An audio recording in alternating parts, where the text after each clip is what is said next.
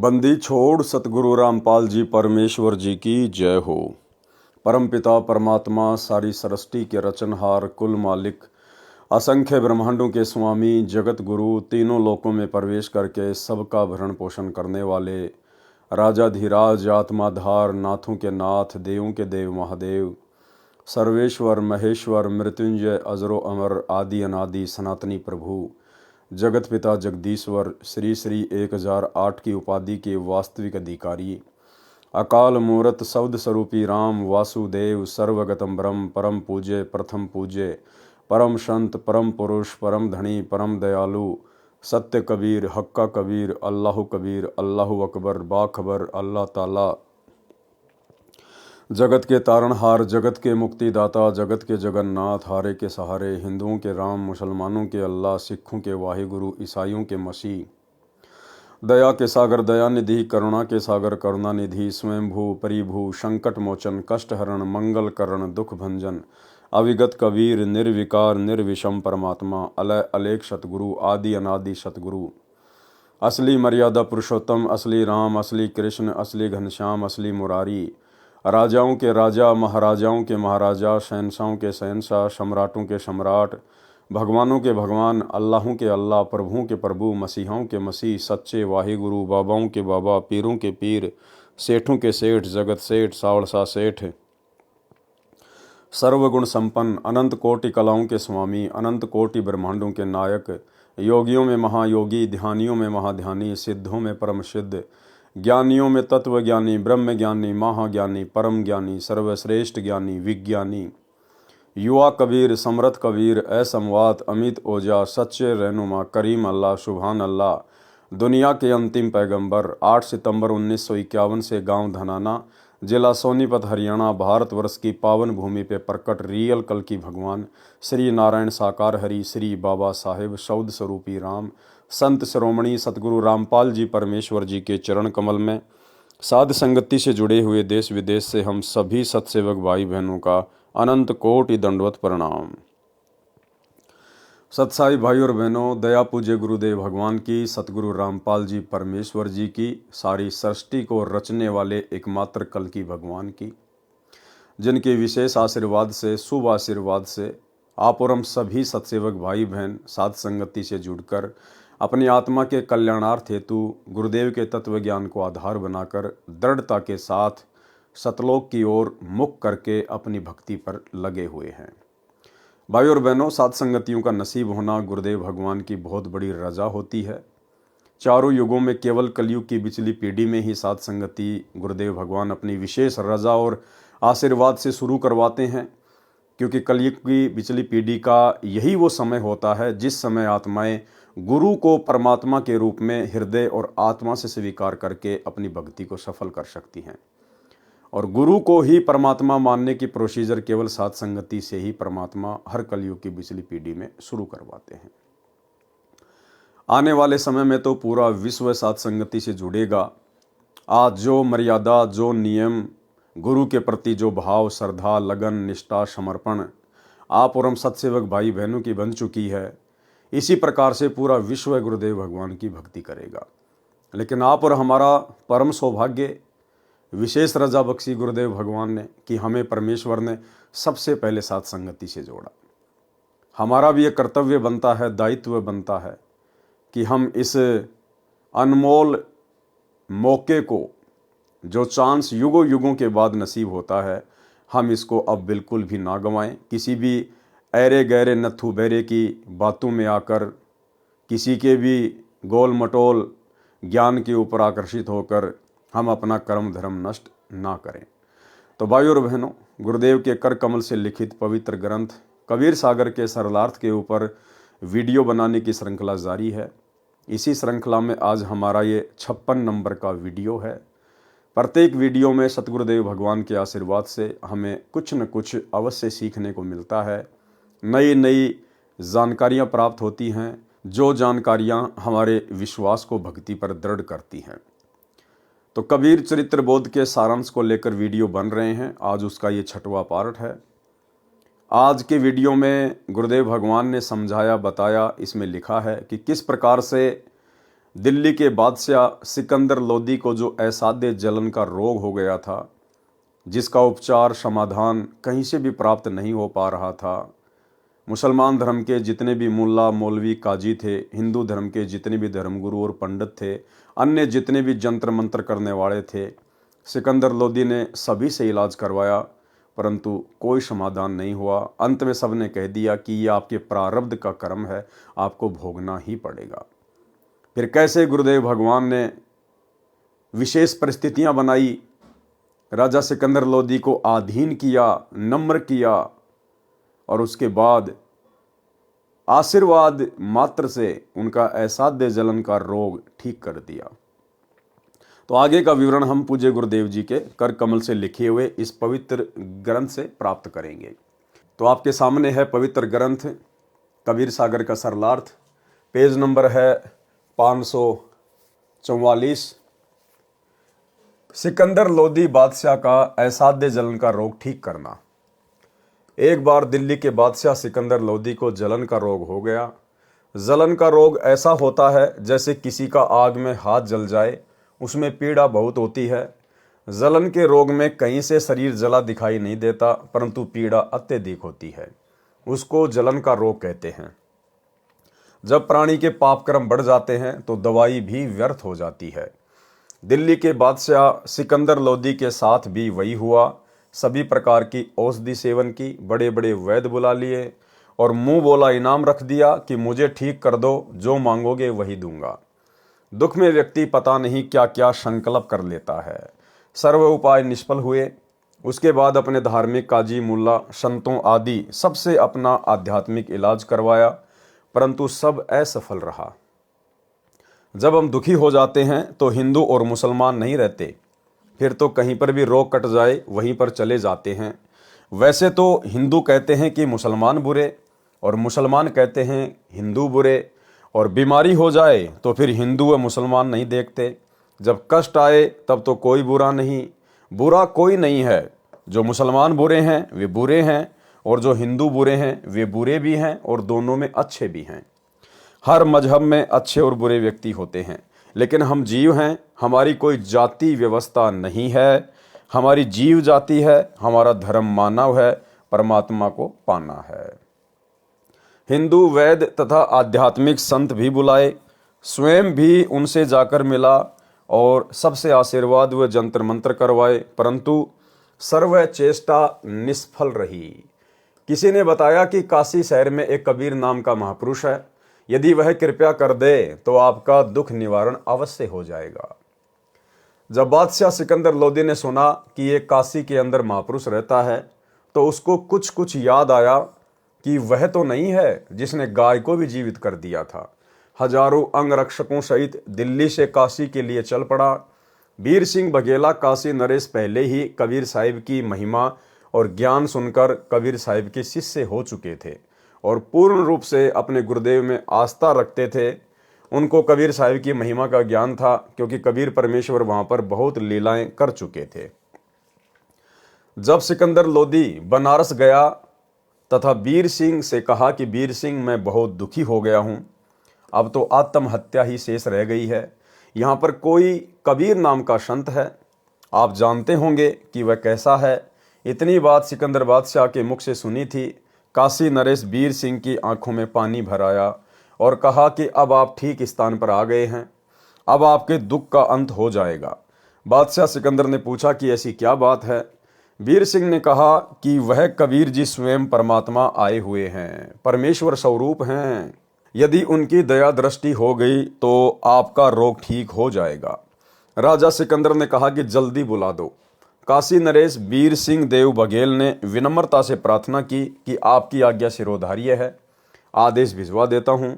लेकिन ऐसा सुना है कि संतों को बुलाया नहीं करते, यदि वे आ भी गए और रजा नहीं बख्शी तो भी आने का कोई लाभ नहीं।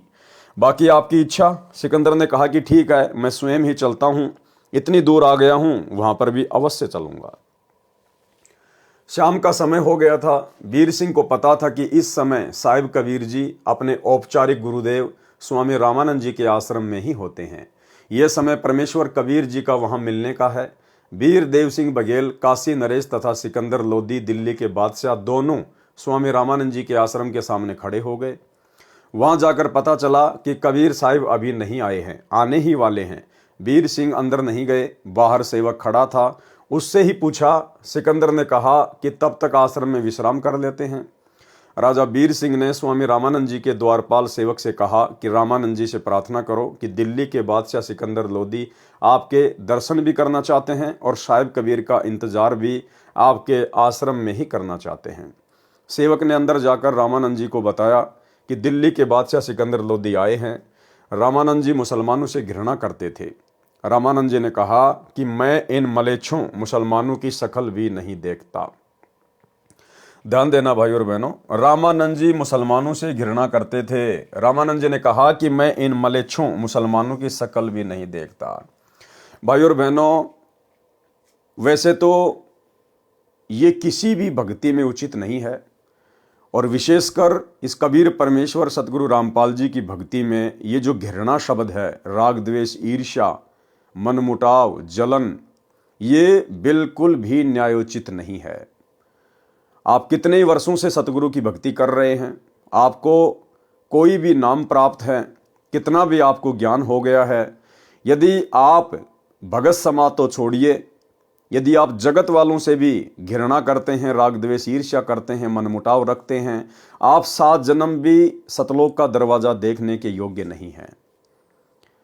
और इस काल के द्वारा उत्पन्न किया गया ये सबसे भयंकर रोग राग द्वेष ईर्ष्या का, घृणा का, ये सतगुरु रामपाल जी परमेश्वर जी के परिवार को बुरी तरह से घेर के बैठा है। सतलोक आश्रम मैनेजमेंट हरियाणा को, कोऑर्डिनेटरों को बुरी तरह से घेर कर बैठा हुआ है। बरवाला कांड 2014 के बाद से सतगुरु रामपाल जी परमेश्वर जी की संगत 2 भागों में विभाजित हो चुकी है। एक भाग जिसे साध संगति कहते हैं, जो ज्ञान को आधार बनाकर, गुरु को इष्ट मानकर और अपने घर को आश्रम बनाकर अपने गुरुदेव की गैर हाजिरी में मर्यादाओं में रहकर अपनी भक्ति कर रहा है। दूसरा भाग है सतलोक आश्रम, जिन्हें सतगुरु रामपाल जी का कलयुगी परिवार संभालता है। ये लोग ज्ञान आधार की भक्ति से कोसों दूर है, अज्ञान और पाखंड के ऊपर बैठे हुए हैं। आए दिन ज्ञान विरुद्ध हरकतें करके स्वयं भी अपने कर्म फोड़ते रहते हैं, बेचारी भोली भाली संगत के भी फुड़वाते रहते हैं। और ये सतलोक आश्रमों से जुड़े हुए बड़े बड़े कोऑर्डिनेटर, बड़े बड़े आश्रमों के संचालक, गुरुदेव का कलयुगी परिवार, ये लोग साध संगति वालों से घृणा करते हैं, राग द्वेष ईर्ष्या करते हैं। इन लोगों को जलन होती है जब हम लोग ज्ञान आधार से कोई बात करते हैं, साध संगति करते हैं, या संगत को गुरुदेव के ज्ञान आधार से समझाने की दृष्टि से वीडियो बनाकर सोशल मीडिया पर वायरल करते हैं। ये लोग घृणा करते हैं, राग द्वेष ईर्ष्या करते हैं, जो इनके पतन का सबसे बड़ा कारण है, सबसे बड़ा कारण है। ये काल की सूक्ष्म चाल है। इस चाल से ये लोग अपरिचित हैं और दिन प्रतिदिन अपने कर्म फोड़ने की दिशा में आगे बढ़ रहे हैं। इनका ये प्रयत्न कभी भी सफल नहीं होगा, सिवाय इनकी भक्ति, समय और श्वासों की बर्बादी के। इसलिए आप और हम सत्सेवक भाई बहनों ने शिक्षा लेनी है। यदि आप किसी के विचारों से सहमत नहीं हैं, तो भाई और बहनों, हमने उससे राग द्वेष ईर्ष्या नहीं करनी है, हमने उसकी निंदा चुगली नहीं करनी है, हमने उस आत्मा से घृणा नहीं करनी है। गुरुदेव भगवान ने बताया कि कोई भी व्यक्ति बुरा नहीं होता है, बुरे होते हैं उसके विचार, उसका आचरण, उसका स्वभाव। इसलिए आम समाज में भी एक कहावत है कि पाप से नफरत करनी चाहिए, पापी से नफरत नहीं करनी चाहिए। तो भाई और बहनों, आप और हमने भूलकर भी परमेश्वर की किसी भी आत्मा से राग द्वेष ईर्ष्या मनमुटाव घृणा बिल्कुल शौपन में भी नहीं करनी है। यदि हम उनके विचारों से सहमत नहीं हैं, हमारे और उनके विचार मेल नहीं खाते हैं, जैसे परमेश्वर अपनी वाणी में कहते हैं कि इष्ट मिले और मन मिले, मिले सकल सब रीत, कहे कबीर ता जाइए रह संतन की प्रीत। यदि आपके किसी से विचार मेल नहीं खाते हैं, आप खुशी खुशी उनसे दूरी बनाना शुरू कर दीजिएगा। लेकिन मनमुटाव, राग द्वेष ईर्ष्या और घृणा इस परमेश्वर की मोक्ष वाली भक्ति में कहीं भी जायज नहीं है। यदि आपने ऐसा किया, अंत में सिवाय धोखे के आपको कुछ भी हाथ नहीं लगेगा। तो पंडित रामानंद जी मुसलमानों से बहुत ज्यादा राग द्वेष ईर्ष्या किया करते थे, और आगे चलकर उनको क्या सजा मिली, कितनी बड़ी सजा उनको मिली। उसी घृणा के कारण दिल्ली के बादशाह सिकंदर लोदी ने गुस्से में आकर पंडित रामानंद जी की तलवार से गर्दन अलग कर दी। लेकिन परमेश्वर तो परमेश्वर है, एक तीर से अनेकों शिकार करते हैं। परमेश्वर ने क्या क्या शिकार किए, ये अब गुरुदेव के कर कमल से लिखित पुस्तक में आगे पढ़ेंगे। रामानंद जी मुसलमानों से घृणा करते थे। रामानंद जी ने कहा कि मैं इन मलेच्छों मुसलमानों की शक्ल भी नहीं देखता, कह दो कि बाहर बैठ जाएगा। जब सिकंदर लोदी ने यह सुना तो क्रोध में भरकर, क्योंकि राजा में अहंकार बहुत होता है और वह दिल्ली का बादशाह, कहा कि यह 2 कौड़ी का महात्मा दिल्ली के बादशाह का अनादर कर सकता है तो साधारण मुसलमान के साथ यह कैसा व्यवहार करता होगा, इसको मजा चखा दूं। रामानंद जी अलग आसन पर बैठे थे। सिकंदर लोदी ने जाकर रामानंद जी की गर्दन तलवार से काट दी, वापस चल पड़ा और फिर उसको याद आया कि मैं जिस कार्य के लिए आया था और वह काम अब पूरा नहीं होगा। कहा कि वीर सिंह देख मैं क्या जुल्म कर बैठा, मेरे बहुत बुरे दिन हैं, चाहता हूं अच्छा करना और होता है बुरा। कबीर साहिब के गुरुदेव की हत्या कर दी, अब वे कभी भी मेरे ऊपर दया दृष्टि नहीं करेंगे, मुझे तो ये दुख भोग कर ही मरना पड़ेगा, मैं बहुत पापी जीव हूं। ये कहता हुआ आश्रम से बाहर की ओर चल पड़ा। वीर सिंह अपने बादशाह के आगे क्या बोलता। जो ही आश्रम से बाहर आए कबीर साहिब आते दिखाई दिए। वीर सिंह ने कहा कि महाराज जी मेरे गुरुदेव कबीर साहिब आ गए। जो ही कबीर साहिब थोड़ी दूर रह गए, वीर सिंह ने जमीन पर लेटकर उनको दंडवत प्रणाम किया। अब सिकंदर बहुत घबराया हुआ था। अगर उसने ये जुल्म नहीं किया होता तो वह दंडवत नहीं करता, और दंडवत नहीं करता तो साहिब उस पर रजा भी नहीं बख्श पाते, क्योंकि ये नियम होता है। यानी परमेश्वर कहते हैं आधीनी के पास है पूर्ण ब्रह्म दयाल, मान बड़ाई मारियो बेअदबी सिरकाल। सारी लीला परमेश्वर ने खेली। और लीला क्यों खेली भाई और बहनों? सिर्फ और सिर्फ वर्तमान में आप और हम बिचली पीढ़ी वाले भक्तों को शिक्षा देने के लिए कि जब तक आप अपने गुरुदेव के प्रति और आम समाज के प्रति इतने आधीन भाव से नहीं हो जाएंगे, तब तक आपको परमेश्वर की प्राप्ति नहीं हो सकती। मालिक वो रजा नहीं करेगा जिस रजा के लिए वे धरती पर प्रकट हैं। मालिक को पता था कि सिकंदर लोदी दिल्ली का बादशाह है और राजा मान बड़ाई और अहंकार से कूट कूट के भरा होता है। और संतों से यदि आपने कोई राहत प्राप्त करनी है, संतों से कोई समाधान प्राप्त करना है, तो आपने संतों के आगे झुकना पड़ेगा, आपने विनम्र होना पड़ेगा, अधीन होना पड़ेगा। जिस प्रकार पानी पीने के लिए ठूटी के नीचे झुकना पड़ता है, ऊपर मुंह करके पानी नहीं पिया जाएगा। पी भी लिया तो वो पानी आपको पूरी संतुष्टि नहीं दे पाएगा।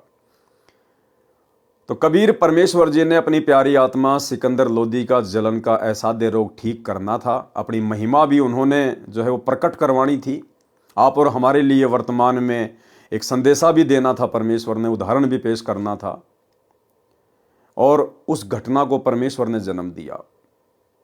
दूसरी तरफ पंडित रामानंद जी, उनको भी परमात्मा ने एक सबक सिखाना था कि जब तक आप इस भक्ति मार्ग में समदृष्टि से होकर नहीं चलोगे, सभी को अपने भाई बहन नहीं समझोगे, तब तक आप इस भक्ति मार्ग पर सफल नहीं हो सकते। तो कबीर साहिब को जैसे ही सिकंदर लोदी ने देखा और उसने पहले रामानंद जी की गर्दन काट दी थी, और ज़्यादा दुखी हो गया। और जैसे ही राजा वीर सिंह बघेल ने अपने गुरुदेव को मुकुट सहित दंडवत प्रणाम किया, तो राजा सिकंदर लोदी भी पीछे पीछे दंडवत प्रणाम करने के लिए जमीन पे लेट गया। अगर परमात्मा इस घटना को जन्म ना देते, राजा सिकंदर लोदी के हाथों स्वामी रामानंद जी की गर्दन ना कटवाते, राजा सिकंदर लोदी कभी भी जमीन पर लेटकर कबीर साहिब को दंडवत प्रणाम नहीं करता। और यदि वो इतना अधीन ना होता, दंडवत प्रणाम ना करता, तो परमात्मा उसके ऊपर दया नहीं बख्शते। ये नियम बताया गुरुदेव भगवान ने। कबीर साहिब आते दिखाई दिए। वीर सिंह ने कहा कि महाराज जी मेरे गुरुदेव कबीर साहिब आ गए। जो ही कबीर साहिब थोड़ी दूर रह गए, वीर सिंह ने जमीन पर लेटकर उनको दंडवत प्रणाम किया। अब सिकंदर बहुत घबराया हुआ था। अगर उसने ये जुल्म नहीं किया होता तो वह दंडवत नहीं करता, और दंडवत नहीं करता तो साहिब उस पर रजा भी नहीं बख्श पाते, क्योंकि ये नियम होता है। अति आधीन दीन हो प्राणी, ताते कहिए ये अकथ कहानी, ऊंचे पात्र जल ना जाई, ताते नीचा हो जे भाई। आदीनी के पास है पूर्ण ब्रह्म दयाल, मान बढ़ाई मारिए बेअदबी सिरकाल। कबीर परमेश्वर ने यहाँ पर एक तीर से दो शिकार किए। स्वामी रामानंद जी में धर्म भेदभाव की भावना शेष थी, वह भी निकालनी थी। और भाई और बहनों, वर्तमान में 650 साल के बाद भी ये धर्म भेद भावना सतलोक आश्रम मैनेजमेंट हरियाणा में कूट कूट के भरी है। ये लोग ज्ञान गंगा पुस्तक का प्रचार करते हैं, लेकिन इन्होंने ज्ञान गंगा पुस्तक का एक पेज भी ढंग से अगर पढ़ लिया होता, समझ लिया होता, तो इनका खुद का उद्धार हो जाता। अभी कुछ ही दिन पहले जब बांग्लादेश में तख्ता पलट हुआ, वहाँ के मुसलमानों ने हिंदुओं के ऊपर अत्याचार करने शुरू किए, जैसा कि न्यूज़ वगैरह आ रही हैं। हमारे देश के जो हिंदू भाई हैं, जिनको आध्यात्मिक ज्ञान नहीं है, तत्व ज्ञान नहीं है, धर्म और जाति मजहबों की जंजीरों में जकड़े हुए हैं काल प्रेरणा से, तो यहाँ के विश्व हिंदू परिषद और बजरंग दल वालों ने मध्य प्रदेश में और अन्य जगह पर रैलियां निकाली, धरने निकाले, सभाएं की, विरोध प्रदर्शन किया। और इस विरोध प्रदर्शन में जबरदस्ती बिरानी आग में सतलोक आश्रम मैनेजमेंट हरियाणा भी कूद पड़ा। देवास और मंदसौर के आसपास के भक्तों को मुसलमानों के विरोध में बजरंग दल वालों के साथ में बैठा दिया गया, वहां के कोऑर्डिनेटरों के द्वारा। अरे भैया, हम तो परमेश्वर के बच्चे हैं। अरे आप और हमारा धर्म ना हिंदू है, ना मुसलमान, ना सिख, ना ईसाई। हम पैदा जरूर हिंदू मुस्लिम सिख ईसाई धर्मों में हुए हैं, लेकिन आज हमें असली धर्म की परिभाषा का ज्ञान हो गया। आज हम असली मानव धर्म से जुड़ चुके हैं। जीव हमारी जाति है, मानव धर्म हमारा, हिंदू मुस्लिम सिख ईसाई धर्म नहीं कोई न्यारा। इसके बावजूद भी सतलोक आश्रम मैनेजमेंट हरियाणा मुसलमानों के विरोध में और हिंदुओं के पक्ष में खड़े होकर और रैलियों में जगत वालों के साथ बैठे हैं। ये होता है धर्म भेदभाव। ये धर्म भेदभाव इस कबीर परमात्मा सतगुरु रामपाल जी के भक्ति मार्ग में नहीं चलेगा। ऐसा करने से भगत की मर्यादा खंडित होती है, गुरुदेव नाराज होते हैं। अरे हमें समझ में आ गया, हम बिरानी आग में क्यों जलें। जिनको अभी तक ये बातें समझ में नहीं आई हैं, वो लड़ो मरो जलो, हमें क्या लेना देना। लेकिन जबरदस्ती काल प्रेरणा से सब कुछ ये हुआ। तो यहां पर परमात्मा वही कह रहे हैं, कबीर परमेश्वर जी ने यहां पर एक तीर से दो शिकार किए। स्वामी रामानंद जी में धर्म भेदभाव की भावना शेष थी, वह भी निकालनी थी। रामानंद जी मुसलमानों को हिंदुओं से अभी भी भिन्न तथा हे मानते थे। सिकंदर में अहंकार की भावना थी, यदि वह नम्र नहीं होता तो कबीर साहिब कृपया नहीं करते तथा सिकंदर स्वस्थ नहीं होता। वीर सिंह को देखकर तथा डरते हुए सिकंदर लोधी ने भी दंडवत प्रणाम किया। कबीर परमेश्वर जी ने दोनों के सिर पर हाथ रखा और कहा कि दो दो नरेश आज मुझ गरीब के पास कैसे आए हैं, मुझ गरीब को कैसे दर्शन दिए। परमेश्वर कबीर जी ने अपना हाथ उठाया भी नहीं था कि सिकंदर का जलन का रोग समाप्त हो गया। भाई और बहनों, आज भी धरती पर वही कबीर परमात्मा प्रकट है, बस पहचानने की देर है। आज भी ऐसे ऐसे ना जाने कितने असाध्य रोग इस कबीर परमेश्वर सतगुरु रामपाल जी ने नाम दीक्षा लेने से पहले मात्र अपने आशीर्वाद से ठीक किए। आशीर्वाद से। एक छोटा सा सत्संग एक हरियाणा की बहन को किस प्रकार से गुरुदेव भगवान ने मात्र अपने आशीर्वाद से स्वस्थ कर दिया, जिसका समाधान, जिसका इलाज वो कहीं भी प्राप्त नहीं कर पा रही थी। घर वाले पैसे दे दे के थक चुके थे, अंत में हार मान चुके थे। जैसे ही सतगुरु की शरण में आए, सतगुरु ने ऐसी रजा बख्शी, उसका वो असाध्य रोग छू मंत्र मात्र आशीर्वाद से। सुनिए। आज भी हम आपको ऐसे ऐसे, यहाँ पर भी कई बहन है ऐसी जो पहले बहुत तंग रहती थी। एक तो बेबे है संतोष, खड़ी हुई है, एक भाई उठ उठ शर्माओ ना, एक भी इसकी बेबे का चित्र ले तो फिल्म वाला, ये देख इसको। या मकडोली बह रखी है, छोटी मकडोली, संतोष नाम से इस बेबे का। और ये इसका देवर है भक्त सुखबीर, ये यहाँ बैठा। इसका बड़ा भाई यानी संतोष का पति जो है फौज में भर्ती है, चित्र आ जाता फिर बंद कर दिए। तो ये लड़की 8-9 वर्ष से तकलीफ थी। बैठ जा बेटी। तो कुछ भी कहो, हम तो कर्मदंड कहते हैं। डॉक्टर बीमारी बता देते हैं, शाना ओपरा बता दे। तो जी क्या हुआ, इन्होंने सारा इलाज करवा लिया, एक नाम भी ले रखा था किसी दूसरे संत ने, और श्राद्ध का नाग तो अपने जनू आम चीज सहे, फिर दोख वीर, पूजा वीर, फलानी वीर, दकड़ी भी, वो सारी। आखिर में कौन सा मेरठ में था, कहां से इलाज चल रहा था इनका, यूपी में, सहारनपुर से, और कहते हैं सहारनपुर से इलाज चल रहा था इस लड़की का। तो इसकी सुखबीर की बहन रामरती नाम साड़ जी शीतल नगर में ब्याह रखी, और वह रामरती एक दिन इस बहन श्यावत्री है शीतल नगर में, या हमारी बहन सेविका, इसके पास आ गई। कोई वो लेखा जोखा करते हैं, अंडा करें, सरकारी उनकी ड्यूटी लग जाती है। तो इसने उसको समझा दिया, बेबे बैठ जा, चाह पानी पियो पहलाता है।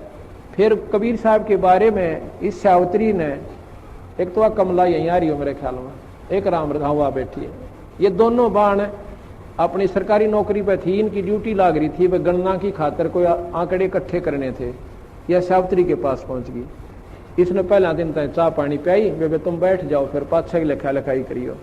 फिर ये चित्र देखे कबीर साहब के, ये पूछने लगी। इसने सारी महिमा बताई, बंदी छोड़ गई। रामरती ने अरे नाम ले लिया कमला ने। रामरती ने फिर अपने भाई जगवीर को बताया, जगवीर नाम से, कि भाई तो कितना ले जा, मेरी भाभी ने एक बार महाराज यहाँ करा ले।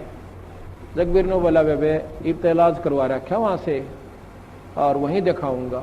इन्हें बोली रे इलाज करवा रखा, की ने दुख पा रही है, 19-21 का इसका आराम नहीं, तू एक बार ले आ। तो हम गए हुए थे उस समय चंडीगढ़ एक पार्ट, या Gulab Singh DC deputy commissioner जो होते थे ना, डिप्टी कमिश्नर गुलाब सिंह, वो डायरेक्टर थे वहां पर लोकल बॉडीज के चंडीगढ़। वो हमारे सेवक हैं, उन्होंने नाम ले रखा है, बड़ी पुण्य आत्मा है। अगर उसका उदाहरण आप देख लो, निशा देवता इंसान हमने नहीं देखा, इतनी नम्र आत्मा, कोई उसमें छल कपट नहीं। तो वहां हम पाठ करने गए जी, हमने आना था 12 तारीख को, हम आए 13 तारीख को, लेट हो गए थोड़े। तो इन्होंने पता था कि 12 न महाराज जी ने आना है कुटिया में, तो ये 11 शाम ने पहुंच गए, और या बेहोश पड़ी उड़े या संतोष। हम 12 ना, या 12 ने भी हुई रहे, जगबीर भी हुई रहे इसके साथ, वो फौज में है। वहां पर हाल बना था हमारा एक सत्संग का। हम 13 न पहुंचे इस समय, अगस्त का महीना। तो न्यू बोले जी एक बेबे आ रही है, बहुत घनी बीमार से। बाबा बीमार का के मतलब, हमारे दौरान को डॉक्टर ना वैद नहीं, ये बीमार है, बीमार आने लगे को अच्छे ढंग का नाम लेने आता नहीं। अपने मन में संकल्प कर रहा मैं, इतने में इसको कुटिया में ठाक है, वो जगबीर एक दिन और पकड़ कर मेरे पास ले आया, और मैं बाहर बैठा था, ऐसे छां आई हुई थी शाम के समय हाल के अंदर। इनको जब पकड़ के वो ले आए, आप विचार कीजिए, सतकर मानिए, जो ही मेरे पास लाके या संतोष बिठाई, और जगबीर को पूछना ये बात इसके पति से, न्यू अर्नु सर जोड़ रखा, इसकी हालत न्यू नाड़ टेढ़ी हो रही छोरी की। खाट के पास बिठाई, जैसे हम स्वाभाविक वैसे हाथ रखते हैं, बेबे ठीक हो जाएगी बेटी, माड़ा मन ना करे, सब करेंगे, बंदी छोड़। मैंने ऐसे हाथ ऊपर से हटाया भी नहीं था, इतना में यह लड़की न्यू बैठ गई कि जानू इसका कुछ भी कोई ना। बोल सतगुरुदेव, बंदी छोड़ कबीर साहेब। वो बोला जा बेटी सेवा करवा। वहां पर सेवा चल रही थी, सेवक थे, मिस्त्री थे, उनकी रोटी बनानी थी। छोरी ने डट कर रोटी बनवाई, सारा काम करवाया। अगले दिन सारा काम करवाया। अगले दिन ये दिन के 11 बजे नाम लेकर और जब घर न आए, फिर हमने कहा एक पाठ करवाओ बंदी छोड़ की वाणी का, ये धर्म का काम हो से। तो जिस दिन ये पाठ प्रकाश हुआ इनका, मैं जाता हूं पिछले दिन, जिस दिन पाठ प्रकाश हुआ, इसका फिर गड़बड़ होगी एक बवाई, और यह दर्द पड़ी और गिर के आप पाप बोला। मैं गया जो बताई ना सुखबीर नरेंद्र की मार ने, और सारे पड़ोसी उड़ोसी वो सारी इकट्ठी होगी, अब के बोल रहे हैं वो पेतरिन के, एक तो बूढ़ा मर रहा था, ताऊ है दादा, और एक उसका लड़का छोटा सा उम्र का 12, 13, 14 साल की उम्र का, वो मर रहा है। और जब पहला न्यो क्या करता, तुमने खोऊंगा धरती पर तय, थारा न्यो कर दूंगा, थारा नाश करूंगा, मेरा हक दे दो फलान। उस दिन वो के बोलिया, ट्रेन में तने नाटू था निर्भाग, तुम आज ना ले चला, बड़ा बुढ़ा आदमी मरवा दिया तने। जो बोला तू आज ना ले चला, मैं नाटू था, उनके महाराज जी का नाम ले लिया ही, मारी उड़ा पार बसावक हो जा। अन्य बोला तो अब आई आज तो हम थारा आगे गलती तय, आज पाछा हम तो बड़ा को नहीं। पर ने बोला जावांगे कि थारी रोखाड़ करया करांगे खेता में। जब बोल सतगुरुदेव, इनका पेटा भरनता ही बंदी छोड़ने ने दिखा था ना, कड़ा बढ़न दे वो नाड़े, अगर इनका यकीन ना होगा तो उस दिन के बाद जब 2 साल तो ऊपर हो गए इस लड़की ने बंदी छोड़ की कृपा तो इसका स्वस्थ शरीर से। बोल सतगुरुदेव। तो भाई और बहनों, आज भी वही कबीर परमात्मा सतलोक का शहंशाह 8 सितंबर 1951 से सतगुरु रामपाल जी के रूप में धरती पे प्रकट है, बस पहचानने की देर है। मुझ गरीब को कैसे दर्शन दिए? परमेश्वर कबीर जी ने अपना हाथ उठाया भी नहीं था कि सिकंदर का जलन का रोग समाप्त हो गया। सिकंदर लोदी की आंखों में पानी आ गया। संत के सामने ये मन भाग जाता है और यह आत्मा ऊपर आ जाती है, क्योंकि परमात्मा आत्मा का साथी है। अंतर्यामी एक तुम आत्म के आधार, आत्मा का आधार कबीर भगवान है। स्वामी रामानंद जी को जीवित करना। सिकंदर लोदी ने पैर पकड़कर छोड़े नहीं और रोता ही रहा। परमेश्वर जानी जान होते हुए भी कबीर साहिब ने सिकंदर लोदी दिल्ली के बादशाह से पूछा, क्या बात है? सिकंदर ने कहा कि दाता, मैंने घोर अपराध कर दिया, आप मुझे क्षमा नहीं कर सकते। जिस काम के लिए मैं आया था वह ऐसादे रोग तो आपके स्पर्श मात्र से ठीक हो गया, इस पापी को क्षमा कर दो। कबीर साहिब ने कहा, क्षमा कर दिया, ये तो बता कि क्या हुआ? सिकंदर ने कहा कि आप क्षमा कर ही नहीं सकते, मैंने ऐसा पाप किया है। कबीर साहिब ने कहा कि क्षमा कर दिया। सिकंदर ने फिर कहा कि सच में माफ कर दिया। कबीर साहिब ने कहा कि हाँ, माफ कर दिया, अब बता क्या कष्ट है? सिकंदर ने कहा कि दाता, मुझ पापी ने गुस्से में आकर आपके गुरुदेव का सिर कलम कर दिया, और फिर सारी कहानी बताई। कबीर साहिब बोले, कोई बात नहीं, जो हुआ प्रभु इच्छा से हुआ है। आप स्वामी रामानंद जी का अंतिम संस्कार करवा कर जाना, नहीं तो आप निंदा के पात्र बनोगे। परमेश्वर कबीर साहिब जी नाराज नहीं हुए। सिकंदर लोदी ने वीर सिंह के मुख की ओर देखा और कहा कि वीर सिंह, ये तो वास्तव में भगवान है। देखिए, मैंने गुरुदेव का सिर काट दिया और कबीर जी को क्रोध भी नहीं आया। वीर सिंह चुप रहा और साथ साथ हो लिया और मन ही मन में सोचता है कि अभी क्या है, अभी तो और देखना, ये तो शुरुआत है। कबीर परमेश्वर जी द्वारा शिष्यों की परीक्षा लेना, यानी 650 साल पहले परमेश्वर के 64 लाख शिष्य हो गए थे, और 64 के 64 लाख शिष्य केवल चमत्कारों को देखकर अद्वितीय आध्यात्मिक लाभ प्राप्त करके, ना कि ज्ञान को आधार बनाकर जुड़े हुए थे। और जो व्यक्ति भक्ति मार्ग पर ज्ञान को आधार बना के नहीं जुड़ता है, भक्ति नहीं करता है, वो अवश्य गलती करता है, क्योंकि ये भक्ति मार्ग है, ये ज्ञान मार्ग है। तो 64 के 64 लाख शिष्य परमेश्वर की एक परीक्षा में फेल हो गए। क्या थी वो परीक्षा? देखिए, कबीर परमेश्वर जी द्वारा शिष्यों की परीक्षा लेना। बंदी छोड़ कबीर परमेश्वर जी द्वारा अनेकों अनहोनी लीला करने से प्रभावित होकर 64 लाख शिष्य बने थे। परमेश्वर तो भूत भविष्य तथा वर्तमान की जानते हैं। उनको पता था कि ये सब चमत्कार देखकर तथा इनको मेरे आशीर्वाद से हुए भौतिक लाभों के कारण मेरी जय जयकार कर रहे हैं। इनको मुझ पर विश्वास नहीं है कि मैं परमात्मा हूँ, परंतु देखा देखी कहते अवश्य हैं कि कबीर साहिब जी हमारे सदगुरु जी तो स्वयं परमात्मा आए हैं, अपने लाभ भी बताते हैं। कबीर गुरु मानुष कर जानते, ते नर कहिए अंध, ओवें दुखी संसार में आगे यम के फंद। कबीर गुरु को मानुष जो गिने और चरणामृत को पान, ते नर नरक में जाएंगे युग युग बने समान। भाई और बहनों, आदरणीय गरीबदास जी महाराज जी ने ये वाणियां खाली टाइम पास के लिए नहीं लिखी हैं, मनोरंजन के लिए नहीं लिखी हैं। आदरणीय गरीबदास जी आप और हम पिछली पीढ़ी वाले भक्तों को आगाह करना चाहते हैं कि नालायकों, बिचली पीढ़ी में जब वो 5505 वाला समय आएगा, उस समय मेरा सतगुरु कबीर परमात्मा जो मुझे छुड़ानी के खेतों में आके मिला था जिंदा बाबा के रूप में, वही मेरा सतगुरु आगे चलकर दिल्ली मंडल में आएगा। सतगुरु दिल्ली मंडल आईसी, सूती धरनी सुम जगाईसी। तो आज दिल्ली मंडल में कौन आए हैं? सतगुरु रामपाल जी। तो सतगुरु रामपाल जी कौन हुए? गरीबदास जी के सतगुरु। और गरीबदास जी के सतगुरु कौन थे? खुद कबीर भगवान। तो कौन हुए सतगुरु रामपाल जी? खुद कबीर परमात्मा।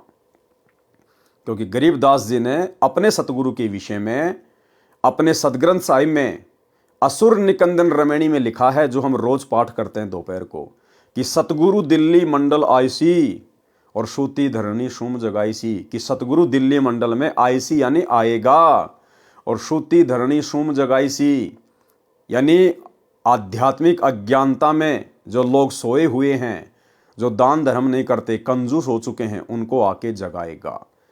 तो सतगुरु कौन हुए? गरीबदास जी के सतगुरु स्वयं कबीर परमात्मा आज सतगुरु रामपाल जी के रूप में धरती पे प्रकट हैं। आप और हम इनको पहचानने में देरी ना करें। इसलिए गरीबदास जी ने अपनी वाणी में कहा कि गुरु मानुष कर जानते वो नर कहिए अंध, और वह दुखी संसार में आ गए यम की फंद। यदि आप मेरे सतगुरु को, जो कि तुम्हें भी अपनी शरण में लेगा बिचली पीढ़ी में, अगर आपने उनको एक मानुष मान लिया, माँ के गर्भ से जन्म लेकर आया हुआ गांव धनाने का रामपाल जाट मान लिया, तो गरीबदास जी कहते हैं तुम तो अंधे की श्रेणी में गिना जाओगे। वे नर कहिए अंध, और ओमें दुखी संसार में आ गए यम के फांद। क्योंकि गुरु को मानुष मानने वाला मोक्ष प्राप्त नहीं कर सकता। मोक्ष प्राप्त नहीं करेगा तो यही 84 लाख योनियों में रह जाएगा, जन्म और मरण में रह जाएगा, तो दुख ही दुख उठाएगा। भाई और बहनों,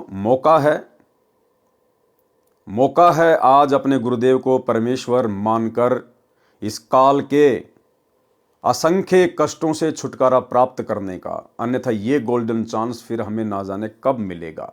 मिले तो मिले, ना तो ना मिले, क्योंकि ये परमात्मा हर बार मौका नहीं देता है।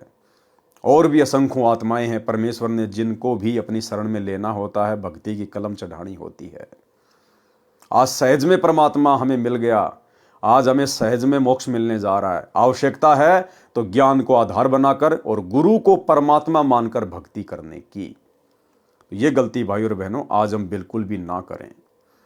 दूसरा, आदरणीय गरीबदास जी कह रहे हैं कि गुरु को मानुष जो गिणे और कर चरणा अमृत को पान, ते नर नरक में जाएंगे जन्म जन्म बने समान। यानी आपने उस तत्वदर्शी संत को गुरु भी धारण कर लिया, और यदि आप लोगों की देखा देखी रोजाना उनका चरणामृत भी ले रहे हो और गुरु को मान रहे हो, मानुष माँ के गर्भ से जन्म लिया हुआ, तो भी आप पार नहीं हो सकते। और पार नहीं होगे तो 84 लाख योनियों में जाओगे, जन्म जन्म बने समान, यानी कुत्ते की योनि प्राप्त करोगे। कितनी बड़ी बात कह दी गरीबदास जी ने कि उस तत्वदर्शी संत की शरण में आने के बाद भी अगर उनको परमात्मा नहीं माना और एक मानुष मानकर चरणामृत पीते रहे तो कुत्ते की योनि प्राप्त होगी, जन्म जन्म बने समान। और आज सात संगत से जुड़े हुए सत्सेवक भाई बहनों को छोड़कर सतलोक आश्रमों से जुड़ी हुई 90% संगत सतगुरु रामपाल जी को मानुष मानकर ही चरणामृत लेती है। और चरणामृत भी कभी कभार याद आ गया तो, खांसी जुकाम हो गया तो, ना उनको चरणामृत लेने की विधि का पता। क्योंकि ये लोग 8 सितंबर को अपने गुरुजी का जन्मदिन मनाते हैं इन आश्रमों में। ये लोग अपने गुरुजी को इंद्रोमाई के पेट से जन्म लिया हुआ मानते हैं। इसीलिए तो गरीबदास जी ने कहा था कि गुरु मानुष कर जानते वो नर कहिए अंध। मानुष कौन होता है? जो मां के गर्भ से जन्म लेके आता है। तो ये आध्यात्मिक क्षेत्र में बहुत बड़ी गलती, सबसे बड़ी गलती की जा रही है काल प्रेरणा से सतलोक आश्रम मैनेजमेंट हरियाणा के द्वारा। एक छोटा सा सत्संग जिसमें गुरुदेव ने स्पष्ट कर दिया गरीबदास जी की इसी वाणी को आधार बनाकर कि गुरु को मानुष जो गिणे कर चरणा अमृत को पान, ते नर नरक में जाएंगे जन्म जन्म बने समान। और गुरुदेव फिर लास्ट में कह रहे हैं कि चरणामृत अवश्य ले, लेकिन गुरु को परमात्मा मानकर, तब ये चरणामृत काम करेगा। सुनिए सत्संग। कबीर गुरु को मानुष जोगने और चरणामृत को पाने, ते नर नरक जावेंगे, हे जन्म जन्म होए समान। जो क्या बताते हैं, गुरु को मानुष मानते हैं और चरणामृत भी देखा, चरणामृत भी गुरु जी के चरणों का जल, उसको भी पी रहे हैं और ऊपर से एक मनुष्य मान रहे हैं। कहते उससे भी, वो भी फिर 84 लाख योनियों का अधिकारी है, उसकी भक्ति चले नहीं। गुरु को मानुष जोगन और चरणामृत को पान, ते नर नरक में जावेंगे, फिर जन्म जन्म होए समान। चरणामृत ले, लेकिन भगवान समझ के ले। मान लो मूलधन 100 रुपये, पुण्यात्माओं एजुकेशन का अब आपको लाभ होगा। तो भाई और बहनों, सौभाग्य आप और हमारा जो गुरुदेव ने हमें साथ संगति से जोड़कर, इस यथार्थ 13वें पंथ से जोड़कर आप और हमें पहले ही हर बातों से परिचित करवा दिया। और आज आप और हमारे भाव हमारे गुरुदेव में परमेश्वर से भी असंख्य गुणा बढ़कर हो गए हैं, क्योंकि हमें पता चल गया कि गुरु के अलावा दूसरा कोई परमेश्वर है ही नहीं और कोई कबीर भगवान है ही नहीं। यदि सतलोक में भी कोई कबीर भगवान बैठा है तेजोमय रूप में, तो हमारे गुरुदेव भगवान हैं जो अपने एक रूप में वहां पर बैठे हुए हैं। कबीर गुरु मानुष कर जानते, ते नर कहिए अंध, ओए दुखी संसार में आ गए यम के फंद। कबीर गुरु को मानुष जो गिने और चरणा अमृत को पान, ते नर नरक में जाएंगे जुग जुग होवे समान। एक वेश्या थी जो काशी में बहुत बदनाम थी। एक दिन उसे रात्रि के समय अपने घर की छत पर बैठी को कबीर परमेश्वर जी का सत्संग सुनने को मिला, जो उसके मकान से कुछ ही दूरी पर किसी के घर पर किया गया था। सत्संग वचनों से प्रभावित होकर वह कांपने लगी।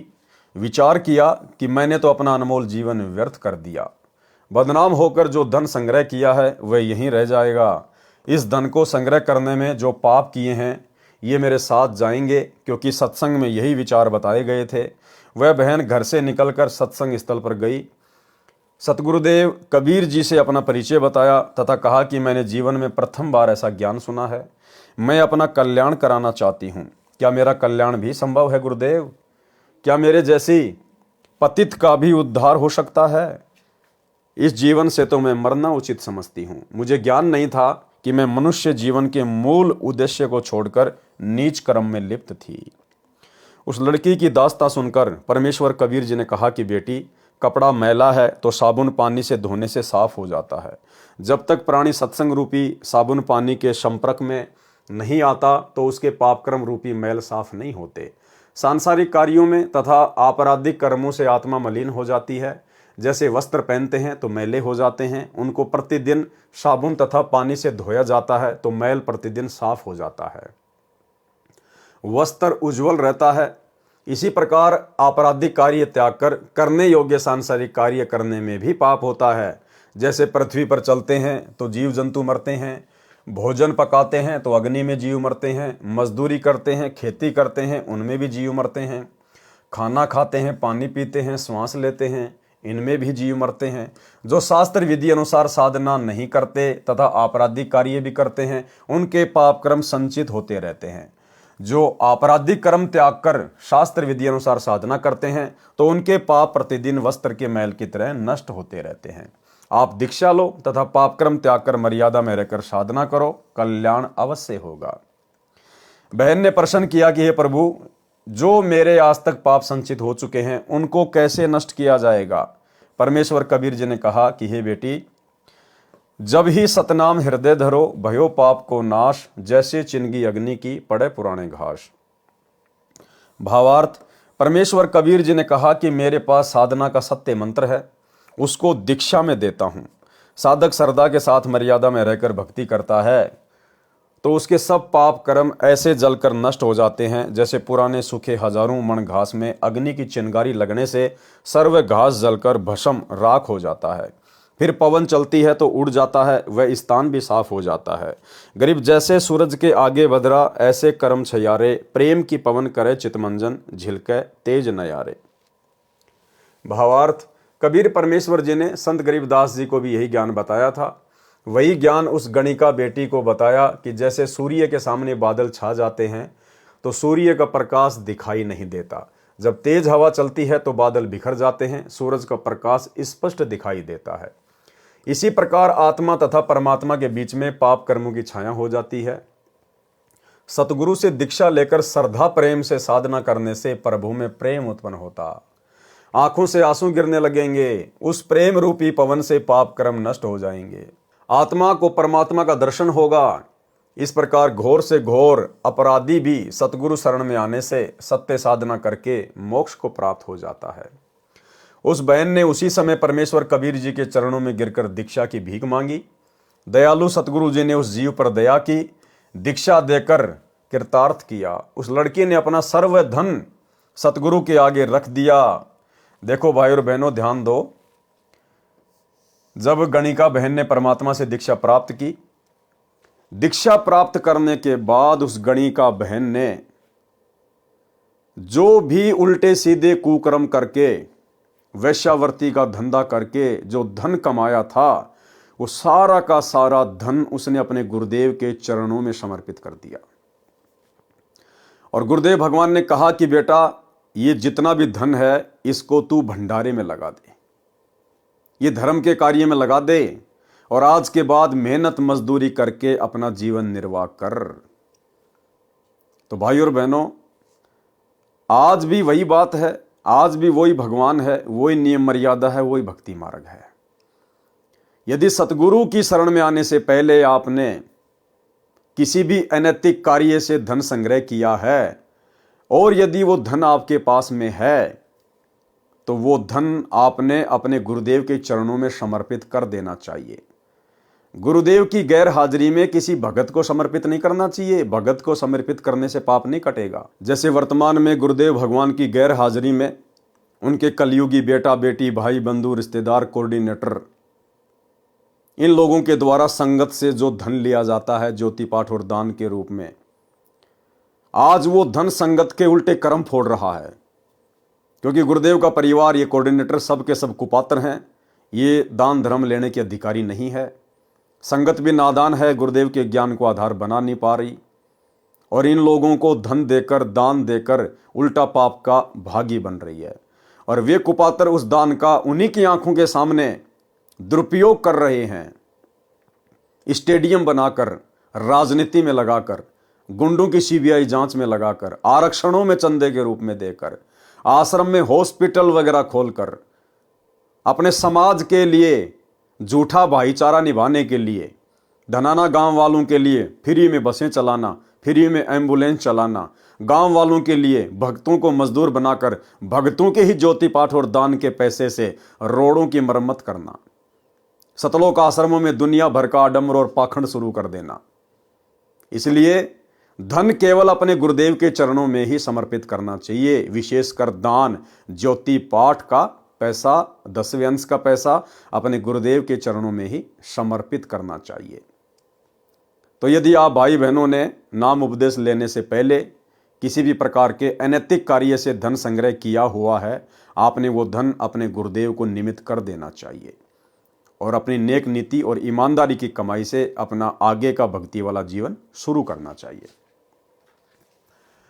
उस लड़की ने अपना सारा धन सतगुरु के आगे रख दिया। सतगुरु जी ने कहा कि बेटी, मजदूरी करके निर्वाह कर, ये धन भंडारा करके धर्म में खर्च कर दे। सतगुरु कबीर जी की आज्ञा से धर्म भंडारा किया और सच्ची श्रद्धा से भक्ति करने लगी। अधिक से अधिक समय सत्संग सुनने में तथा सतगुरु जी की सेवा तथा दर्शन करने में व्यतीत करने लगी। जैसे जवर के उतर जाने के पश्चात व्यक्ति स्वस्थ हो जाता है तो पहले से अधिक भोजन खाता है। जवर के कारण भूख नहीं लगती थी, परंतु जवर उतर जाने के पश्चात स्वस्थ व्यक्ति दिन में कई कई बार भोजन खाता है। इसी प्रकार उस भूखी आत्मा को सत्संग सुनने तथा सतगुरु के दर्शन करने की अत्यधिक भूख लगती है। वही दशा उस बहन की हो गई थी। सतगुरु कबीर जी के शिष्य विवेकहीन थे। वे केवल लाभ मिलने के कारण ही सत्संग में आते थे, ज्ञान पर अमल नहीं करते थे। क्या कह रहे हैं परमात्मा कि 650 साल पहले सतगुरु कबीर जी के जो भगत थे, अनुयायी थे, वो विवेकहीन थे। उनको बहुत सारे लाभ मिले, इसलिए वो भक्ति पर जुड़े हुए थे, बाकी ज्ञान को आधार किसी ने नहीं बनाया हुआ था। और भाई और बहनों, 650 साल पहले तो चलो भाई, उस समय गुरुदेव भगवान खुद एक अनपढ़ व्यक्ति की भूमिका निभा रहे थे। शास्त्रों से हमारे को ये प्रमाण नहीं दिखा पा रहे थे। वो ठीक का समय भी नहीं था। परमात्मा ने आत्माओं को पूर्ण मोक्ष भी प्राप्त नहीं करवाना था। ये वर्तमान का समय गुरुदेव ने निश्चित किया हुआ था। इसलिए उस समय तो आत्माएं विवेकहीन हो सकती थी, लेकिन वर्तमान में गुरुदेव भगवान ने, उसी कबीर परमात्मा ने भला पिछले 30 वर्षों से क्या कमी छोड़ दी। कौन से धर्म का कौन सा धर्म ग्रंथ नहीं दिखाया। अपने परमेश्वर होने के विषय में, पूर्ण संत होने के विषय में क्या क्या प्रमाण नहीं दिखाए, क्या क्या सुख नहीं दिए जो परमेश्वर देता है।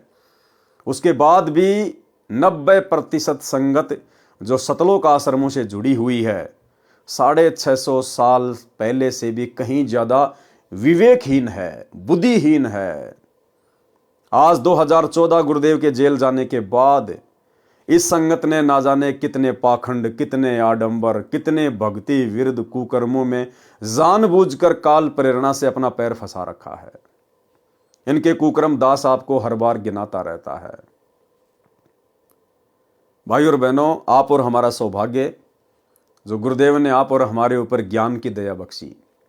आप और हम भाई बहन गुरुदेव के जेल जाने के बाद इस परीक्षा के समय में सतलोक आश्रम मैनेजमेंट हरियाणा अर्थात काल एजेंटों के झांसे में नहीं आए और गुरु को अपना इष्ट मानकर घर को ही आश्रम बनाकर और ज्ञान को आधार बनाकर अपनी भक्ति सफल करने में लगे हुए हैं। सतगुरु कबीर जी के शिष्य विवेकहीन थे। वे केवल लाभ मिलने के कारण ही सत्संग में आते थे, ज्ञान पर अमल नहीं करते थे। वे एक दूसरे से कहते थे कि यह बदनाम औरत सत्संग में आने लगी है, शहर में गुरु जी की निंदा हो रही है, लोग कह रहे हैं कि यह कैसा गुरु है जो वैश्या को अपने पास बैठाता है, अपने चरण चंपी कर रहा है, एक दिन सब सामने आ जाएगा। कबीर के मन में दोष आ गया है। संगत वाले उस लड़की को धमकाने लगे कि तू सत्संग में मत आया कर, तेरे कारण गुरुजी बदनाम हो रहे हैं। यह वचन सुनकर वह बहन जोर जोर से रोने लगी। बात सतगुरु कबीर जी तक पहुंची। कारण पूछा तो लड़की ने बताया कि हे प्रभु, मैं कहां जाऊं, मेरा क्या होगा। बताया कि कुछ भाई बहन सत्संगी ऐसे ऐसे कह रहे हैं। कबीर जी ने कहा कि बेटी, आप सत्संग में आना बंद ना करना, कहने वालों को कहने दे। कबीर जी सत्संग वचनों के द्वारा उन मूर्ख शिष्यों को समझाते थे, परंतु वे ज्ञान को महत्व नहीं देते थे, अपनी बुद्धि से ही काम ले रहे थे। परमेश्वर कबीर जी सत्संग में बताते थे कि कुष्ठी होवे संत बंदगी कीजिए, हो वैश्या के विश्वास चरण चित दीजिए। भाई और बहनों, कबीर परमात्मा तो अंतर्यामी हैं। उनको तो पता था कि कौन कौन वो भगत हैं, आश्रम कमेटी के कौन कौन वो लोग हैं जो इस बेटी को इस प्रकार से व्यंग कसते हैं, इसको सत्संग में आने से मना करते हैं, धमकाते हैं। लेकिन ये परमात्मा किसी को भी पर्सनल व्यक्तिगत तौर पर शिक्षा नहीं देता है। जो पूर्ण संत होता है वो सार्वजनिक तौर पर सत्संगों के माध्यम से ही समझाने का प्रयास करता है। तो ये पता होने के बावजूद भी परमेश्वर ने उन व्यक्तियों को अलग से ना समझाकर कि कहीं मैं इनको अलग से समझाऊं और ये मेरी बात का बुरा मानकर कहीं भक्ति से दूर ना हो जाएं, क्योंकि जीव की औकात परमेश्वर के सामने है।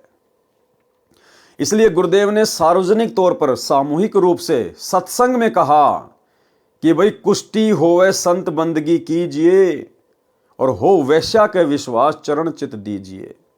अगर किसी व्यक्ति को भयंकर रोग हो रहा है, कोढ़ हो रहा है, कुष्ठ रोग, तो भी उसे घृणा ना करना, नफरत ना करना, परमेश्वर की आत्मा जानकर उसकी सेवा करना, प्यार प्रेम के साथ उससे बातें करना। वो मालिक की शरण में आ गई है, धीरे धीरे भक्ति करेगी, बुरे कर्म त्यागेगी, पाप कर्म कटेंगे तो रोग भी कटेगा। आप उसे घृणा करोगे तो वो कहां जाएगी, और ज्यादा दुखी हो जाएगी। और यदि वैश्या भी अपना नीच कर्म त्याग कर सतगुरु की शरण में आ जाए तो उसे भी अपनी बहन बेटी की नजर से ही देखना है, उसे वैश्या की दृष्टि से नहीं देखना, अपनी बहन बेटी की नजर से ही देखना है। उसके चेहरे को देखकर निर्णय मत करना। गुरुदेव ने सामूहिक रूप से समझाया। आज वर्तमान में भी भाई और बहनों, ये परमात्मा सामूहिक रूप से ही समझा रहा है। गुरुदेव तो अंतर्यामी है, उनको पता है कि मेरा परिवार, मेरे बेटा बेटी, भाई बंधु रिश्तेदार, ये कोऑर्डिनेटर, ये आश्रम संचालक जो विवेकहीन है, बुद्धिहीन है, और किस कदर ये मेरी भोली भाली संगत को बरवाला कांड के बाद दुनिया भर की राजनीति करवाकर, स्टेडियम बनवाकर, गुंडों की सीबीआई जांच में शामिल करवाकर, आरक्षणों में मेरी संगत को बैठाकर, चंदे के रूप में करोड़ों रुपया आरक्षण वालों को देकर, समाज के लिए जाट भवन बनवाकर, ना जाने क्या क्या कुकर्म इन्होंने गुरुदेव के जाने के बाद किए हैं, संगत से करवाए हैं। क्या ये सारे कुकर्म गुरुदेव के परिवार की सहमति के बिना हो सकते हैं? कदापि नहीं हो सकते। और हमारे गुरुदेव का ज्ञान कहता कि ऐसे कुकर्मों की सहमति परमेश्वर यानी गुरुदेव भगवान सतगुरु रामपाल जी 7 जन्म भी नहीं दे सकते। तो ये कुकर्म कौन कर रहा है? गुरुदेव का परिवार। कौन करवा रहा है? काल भगवान। इसके बावजूद भी गुरुदेव किसी का पर्सनल नाम नहीं लेते और हिसार जेल से आने वाले विशेष संदेशों में गुरुदेव सामूहिक तौर पर समझाते हैं। और गुरुदेव ने क्या कहा विशेष संदेश में? सतलोक आश्रम मैनेजमेंट हरियाणा के विषय में, आश्रम से जुड़े हुए कोऑर्डिनेटरों के विषय में। भाई और बहनों, यदि जरा भी आपके अंदर बुद्धि होगी, आप इन आश्रमों को ठोकर मारकर, ज्ञान को आधार बनाकर साथ संगति से जुड़कर भक्ति करना शुरू कर देंगे। और यदि आपकी बुद्धि पे पत्थर पड़े हैं तो बात अलग है। स्पष्ट कर दिया गुरुदेव ने कि अच्छे लोग तो जगत वाले भी ऐसा नहीं करते जैसा तुम भगत कर रहे हो। यानी हिसार जेल में बैठा हुआ परमात्मा सब कुछ देख रहा, वो अंतर्यामी है कि मेरी संगत तो आम जगत वाले लोगों से भी गई गुजरी हो चुकी है। मेरा परिवार तो काल की गोद में बैठा ही बैठा है, लेकिन ये संगत भी मेरे परिवार की गोद में बैठी हुई है, मेरे ज्ञान को बिल्कुल भी आधार नहीं बना रही है। तो गुरुदेव कह रहे हैं कि अच्छे व्यक्ति तो जगत वाले भी ऐसा नहीं करते जैसा तुम भगत कर रहे हो। इसका क्या अर्थ है?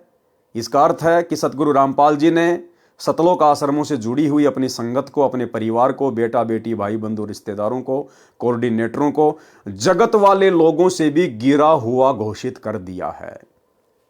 और फिर कोऑर्डिनेटर लोग किस प्रकार से अपनी गुरु बहनों के साथ में अश्लील हरकतें कर रहे हैं, अश्लील गंदे गंदे मैसेज कर रहे हैं।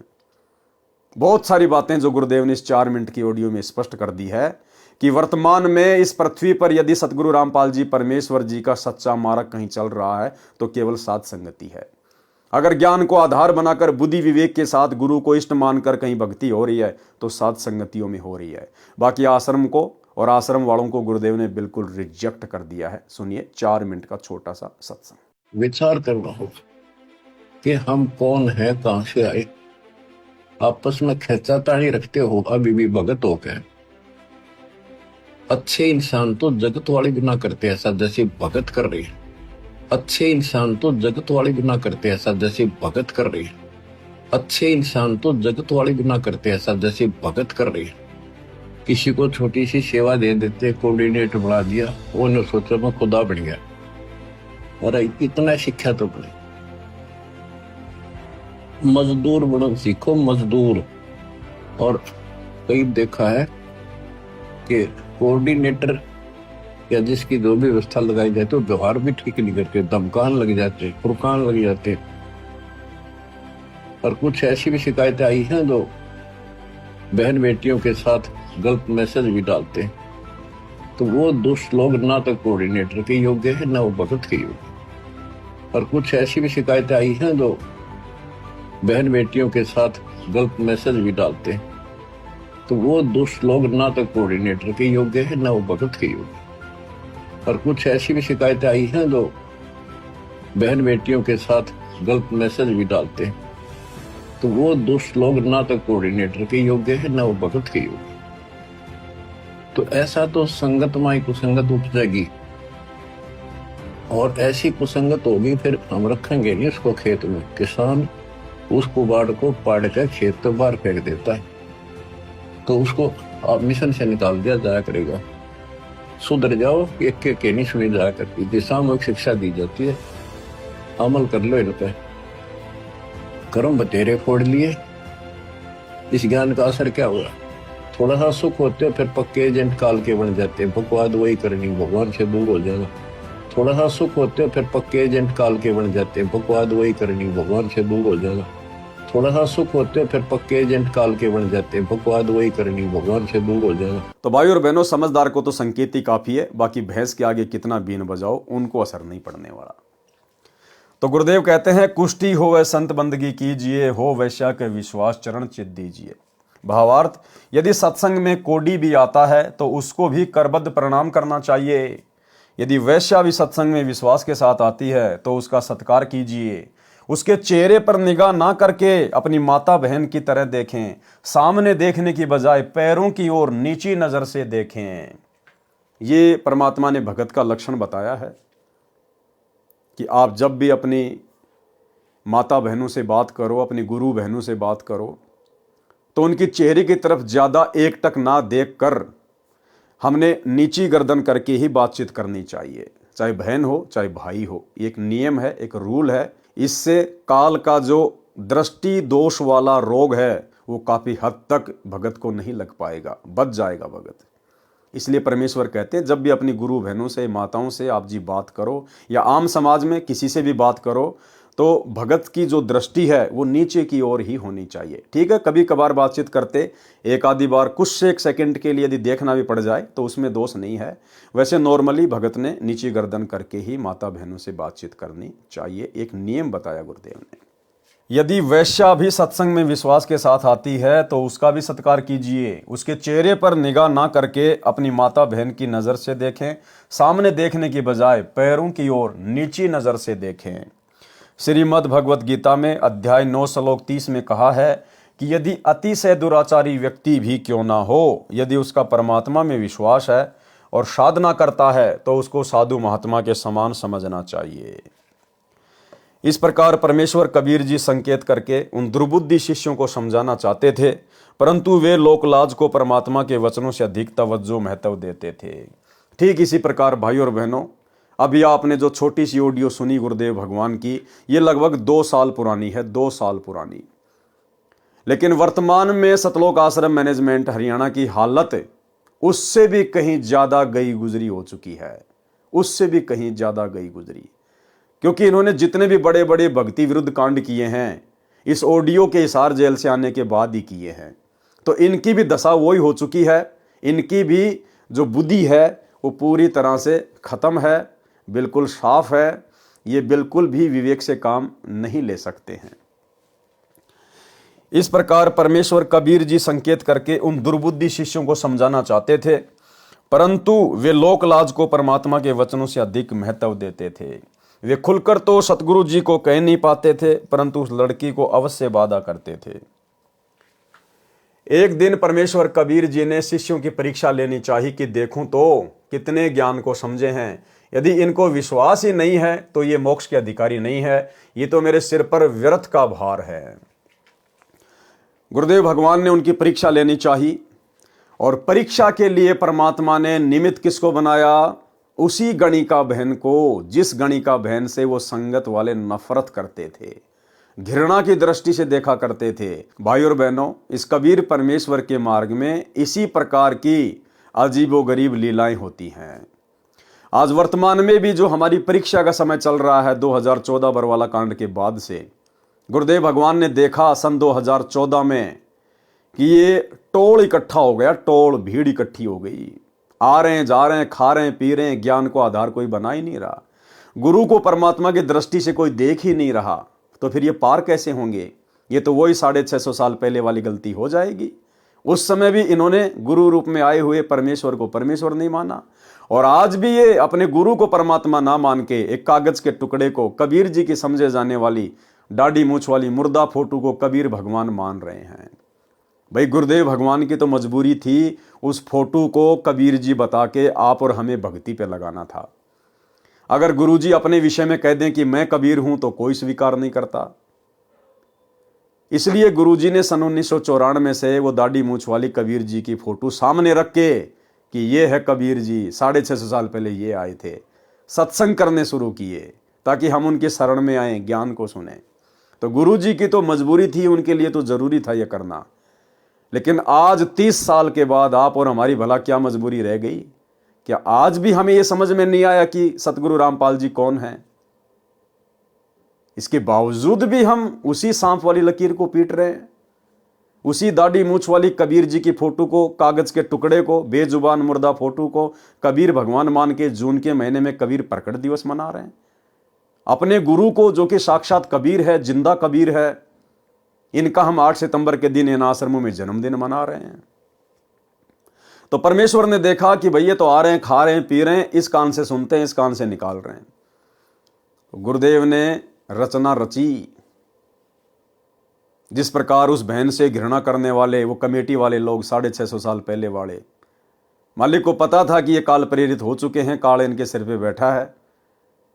इसी प्रकार से सतलोक आश्रम मैनेजमेंट हरियाणा, गुरुदेव का बेटा बेटी, भाई बंधु रिश्तेदार, इन लोगों ने भी 2010 में एक राष्ट्रीय समाज सेवा समिति नाम का काल प्रेरित संगठन खड़ा कर लिया और अपनी मनमानियां करने लगे। खुल के गुरुदेव के कोई आदेश नहीं मानेंगे। स्पष्ट इन्होंने लिखा हुआ है राष्ट्रीय समाज सेवा समिति के संविधान में, पॉइंट नंबर 12 में, जो मैं आपको पहले दिखा चुका हूं 2 बार। इस राष्ट्रीय समाज सेवा समिति के संविधान में पॉइंट नंबर 12 में लिखा हुआ है कि हम राष्ट्रीय समाज सेवा समिति वाले संत रामपाल जी से किसी भी कार्य में कोई दिशा निर्देश नहीं लेंगे। संत रामपाल जी का काम केवल शास्त्रों का अध्ययन करना, आने वाली संगत के लिए सत्संग करना और उनको नाम दीक्षा देना ही रहेगा। बाकी कार्य हम स्वयं करेंगे। संत रामपाल जी को फ्री किया जाता है। इन्होंने गुरु जी को फ्री कर दिया, गुरु जी को सेवा बांट दी कि गुरु जी का काम तो केवल सत्संग करना और शास्त्रों का पठन पाठन करना ही है, बाकी हम राष्ट्रीय समाज सेवा समिति वाले हम सब संभाल लेंगे। संभाल लिया, करवा दिया बरवाला कांड 2014। तो मालिक ने देखा कि ये मूर्खों का टोल इकट्ठा हो गया, इनमें हैं कितने मेरे भगत हैं। झटका दिया परमात्मा ने। 2014 बरवाला कांड काल प्रेरणा से, उन काल प्रेरित लोगों की मनवश हरकतों के कारण हुआ और परमेश्वर को मौका मिल गया भक्तों की छटनी करने का। और भाइयों और बहनों, परमेश्वर ने आज भी उसी प्रकार से उसी आत्मा को खड़ा किया अपनी परीक्षा के लिए। इस भीड़ की परीक्षा के लिए परमेश्वर ने उसी प्रकार से अपनी आत्मा को आज खड़ा किया, मुझ पवन दास को। जिस प्रकार 650 साल पहले परमात्मा ने उस गणिका बहन को, जिससे सब लोग नफरत किया करते थे, उसको खड़ा किया परीक्षा के लिए। ये नादान संगत उस समय भी नहीं समझी और ये नादान संगत आज भी नहीं समझ पा रही है। लेकिन ये पिछली पीढ़ी का समय है। इतनी दया तो परमात्मा ने बख्श दी कि कई हजारों की संख्या में आत्माएं इस गहरी लीला को समझकर और साध संगति से जुड़कर असीम आनंद प्राप्त कर रही है, भक्ति का विशेष आनंद प्राप्त कर रही है, सतगुरु की विशेष मेहर और दया प्राप्त कर रहे हैं। बाकी लोगों के समझ में ये लीला नहीं आ पा रही है। एक दिन परमेश्वर कबीर जी ने शिष्यों की परीक्षा लेनी चाहिए कि देखूं तो कितने ज्ञान को समझे हैं। यदि इनको विश्वास ही नहीं है तो ये मोक्ष के अधिकारी नहीं है, ये तो मेरे सिर पर व्यर्थ का भार है। ये विचार करके एक योजना बनाई। अपने परम शिष्य रविदास से कहा कि एक हाथी किराए पर लाओ। उस लड़की से कहा कि बेटी आप मेरे साथ हाथी पर बैठकर चलोगी। लड़की ने कहा जो आज्ञा गुरुदेव। अगले दिन सुबह लगभग 10 बजे हाथी के ऊपर तीनों सवार होकर काशी नगर के मुख्य बाजार में से गुजरने लगे। संत रविदास जी हाथी को चला रहे थे। लड़की रविदास जी के पीछे, कबीर जी के आगे, यानी दोनों के बीच में बैठी थी। कबीर जी ने एक बोतल में गंगा का पानी भर लिया। उस बोतल को मुख से लगाकर घूंट घूंट कर पी रहे थे। लोगों को लगा कि कबीर जी शराब पी रहे हैं। शराब के नशे में वैश्या को सरेआम बाजार में लिए घूम रहे हैं। काशी के व्यक्ति एक दूसरे को बता रहे हैं कि देखो बड़े बड़े उपदेश दिया करता कबीर जुलाहा, आज इसकी पोल पट्टी खुल गई है। ये लोग सत्संग के बहाने ऐसे कर्म करते हैं। काशी के व्यक्ति कबीर जी के शिष्यों को पकड़ पकड़ लाकर दिखा रहे थे कि देख तुम्हारे परमात्मा के करतूत। शराब पी रहे हैं, वैश्या को लिए हैं, सरेआम घूम रहा है। ये लीला देखकर वे 64 लाख नकली शिष्य कबीर जी को त्याग कर चले गए। पहले वाली साधना करने लगे, लोक लाज में फंसकर गुरु विमुख हो गए। संत गरीबदास जी ने अपने अमृतवाणी में इस प्रकार वर्णन किया है। ठीक इसी प्रकार भाइयों और बहनों, आज उस समय परमात्मा ने एक बोतल में गंगा जल भर लिया और शराब की तरह घूंट घूंट के पी रहे हैं। और लोगों ने देखो और शराब पी रहा है, शराब पी रहा है। ठीक इसी प्रकार वर्तमान में गुरुदेव भगवान ने मुझ पवन दास को, ये मेरा परम सौभाग्य, ये सौभाग्य तो ब्रह्मा विष्णु महेश 33 करोड़ देवी देवताओं को भी नसीब नहीं है, जो मेरे पूज्य गुरुदेव भगवान ने, मेरे महबूब ने मेरे ऊपर विशेष रजा बख्शी है। गुरुदेव ने इस परीक्षा के लिए मुझ दास को योग्य बनाया और मुझे निमित्त बनाकर खड़ा किया। और गुरुदेव ने मुझे एक उपाधि दे दी, गुरुद्रोही। परमात्मा चेक करना चाहते थे कि संगत की बुद्धि कहां तक काम कर रही है। गुरुदेव ने सैकड़ों बार सत्संगों में जिक्र कर दिया कि गुरुद्रोही क्या होता है, गुरुद्रोही के लक्षण क्या होते हैं, गुरुद्रोही क्या किया करता है, गुरुद्रोही कैसा होता है। और पिछले 10 वर्षों से यह संगत गुरुद्रोही की परिभाषा तक भी नहीं समझ पा रही है। देखा देखी में गुरुजी ने कह दिया गुरुद्रोही, गुरुजी ने कह दिया गुरुद्रोही। अरे भैया, गुरुजी ने तो खाली परीक्षा के लिए कहा है, वो अंदर से नहीं कह रहे। जिस प्रकार 650 साल पहले उस परमात्मा ने उस बोतल में भरे हुए गंगा जल को शराब की तरह पीने की एक्टिंग की, उसी प्रकार ये परमात्मा वर्तमान में एक्टिंग यानी लीला, ये परमात्मा वही लीला कर रहा है। मुझ पवनदास को गुरुद्रोही का तमगा दे दिया, और अपनी तरफ से नहीं दिया, अपने कलयुगी परिवार की झूठी शिकायतों के कारण। क्योंकि बाहर जब सतलोक आश्रम मैनेजमेंट हरियाणा वालों ने, इन कोऑर्डिनेटरों ने गुरुदेव के ज्ञान के विपरीत हरकतें करनी शुरू की, परमात्मा के बच्चों की मर्यादाएं तोड़वानी शुरू की, तो हम सत्सेवकों को गुरुदेव भगवान ने प्रेरणा की। हम लोगों ने संगत को आगाह करने के लिए गुरुदेव के परिवार के काले कारनामे खोलने शुरू कर दिए, इनके अज्ञान को, पाखंड को उजागर करना शुरू कर दिया गुरुदेव के सत्संगों के आधार से। ये लोग विवेकहीन हैं ही, श्रद्धाहीन हैं ही, काल एजेंट हैं। ये इस खेल को समझ नहीं पाए, और इन्होंने देखा कि हमारे धार्मिक धंधे में ये साथ संगत वाले तो रोड़ा बन के खड़े हो गए। इन्होंने शुरू में बहुत प्रयास किए, मारने के, पीटने के, धमकाने के, गालियों के। शुरू में इन्होंने फिर लेटर वगैरह निकाले गुरुदेव के नाम से, फिर ऑडियो वगैरह निकलवाई गुरुदेव को झूठी सीधी बातें कह के, उसके बाद में वीडियो कॉल निकलवाए झूठी सीधी बातें कह के। लेकिन फिर भी साथ संगतियां दिन प्रतिदिन आगे ही बढ़ती जा रही है, आगे ही बढ़ती जा रही है। तो भाई और बहनों, गुरुदेव ने तो कह दिया कि ठीक है भैया, जैसा तुम कह रहे हो कि पवनदास नाम दे रहा है, आश्रम खोल लिया, संगत को तोड़ रहा है, ये कर रहा है, वो कर रहा है, जैसी भी झूठी शिकायतें मेरे बारे में की गई, गुरुदेव ने तो उन झूठी शिकायतों के आधार से मेरे को गुरुद्रोही घोषित कर दिया कि ठीक है भाई, देखो मैं तो जेल में बैठा हूं, मुझे क्या पता बाहर क्या हो रहा है, बाहर तुम हो और वो साथ संगत वाले हैं। और अगर जैसा तुम कह रहे हो कि पवन ऐसा ऐसा कर रहा है, तो ऐसा काम तो भाई गुरुद्रोही कर सकता है। इस बात को गुरुदेव का आदेश बता के इन्होंने संगत में वायरल कर दिया। अब यह है भक्तों की परीक्षा। अब गुरुजी कह देंगे भैया मैं तो जेल में बैठा था, मुझे क्या पता, मेरे को तो जैसा बताया गया मैंने बोल दिया। मैंने तो जो कोऑर्डिनेटरों के बारे में मेरे को बोला गया, मैंने तो ऑडियो में उनके बारे में बोल दिया कि बाढ़ में जाओ ऐसे कोऑर्डिनेटर। वो व्यक्ति ना तो भगत के योग्य, ना कोऑर्डिनेटर के योग्य। तो मेरे से तो जैसी तुम प्रार्थना लगाओगे मैं तो वैसा ही जवाब दे दूंगा। लेकिन भैया बाहर वो पवनदास भी है, सोशल मीडिया का ज़माना है, वीडियो वो भी बनाता है, और बाहर ये मैनेजमेंट वाले भी हैं। अब संगत ने देखना है भाई कौन गुरुद्रोही है और कौन गुरुमुखी है। ये परीक्षा संगत की है, और यहां नादान संगत मार खा गई। विशेष दया उन आत्माओं पे जो साथ संगति से जुड़कर इस गुप्त लीला को समझ गए, और उन्हें ये बातें ऐसी लगती हैं जैसे गुरुदेव भगवान हंसी हंसी में अपनी लीला पूरी कर रहे हैं, हंसी हंसी में। तो भाई और बहनों, आप और हमारा सौभाग्य, बाकी कर्म फोड़ने वाले दिन रात अपने कर्म फोड़ रहे हैं। तो इसी प्रकार 650 साल पहले परमात्मा ने उस बहन को निमित्त बनाया जो पहले गणिका का कार्य किया करती थी, और सारे कुकर्म त्यागने के बाद वो भगत बन गई। उसके बावजूद भी वो भगत उसको भगत नहीं मानते थे, उसको एक भगत की श्रेणी में नहीं लेते थे, उसको वेश्या की दृष्टि से ही देखा करते थे। तो 650 साल पहले वो लोग ये नहीं समझ पाए कि गुरुदेव ने सत्संगों में क्या बताया कि कुष्टी हो वह संत बंदगी कीजिए, और हो वैश्या के विश्वास चरण चित दीजिए। और वर्तमान में ये संगत ये नहीं पहचान पा रही कि गुरुद्रोही के लक्षण क्या होते हैं, गुरुद्रोही की पहचान क्या होती है। बस गुरुजी ने कह दिया, गुरुजी ने कह दिया।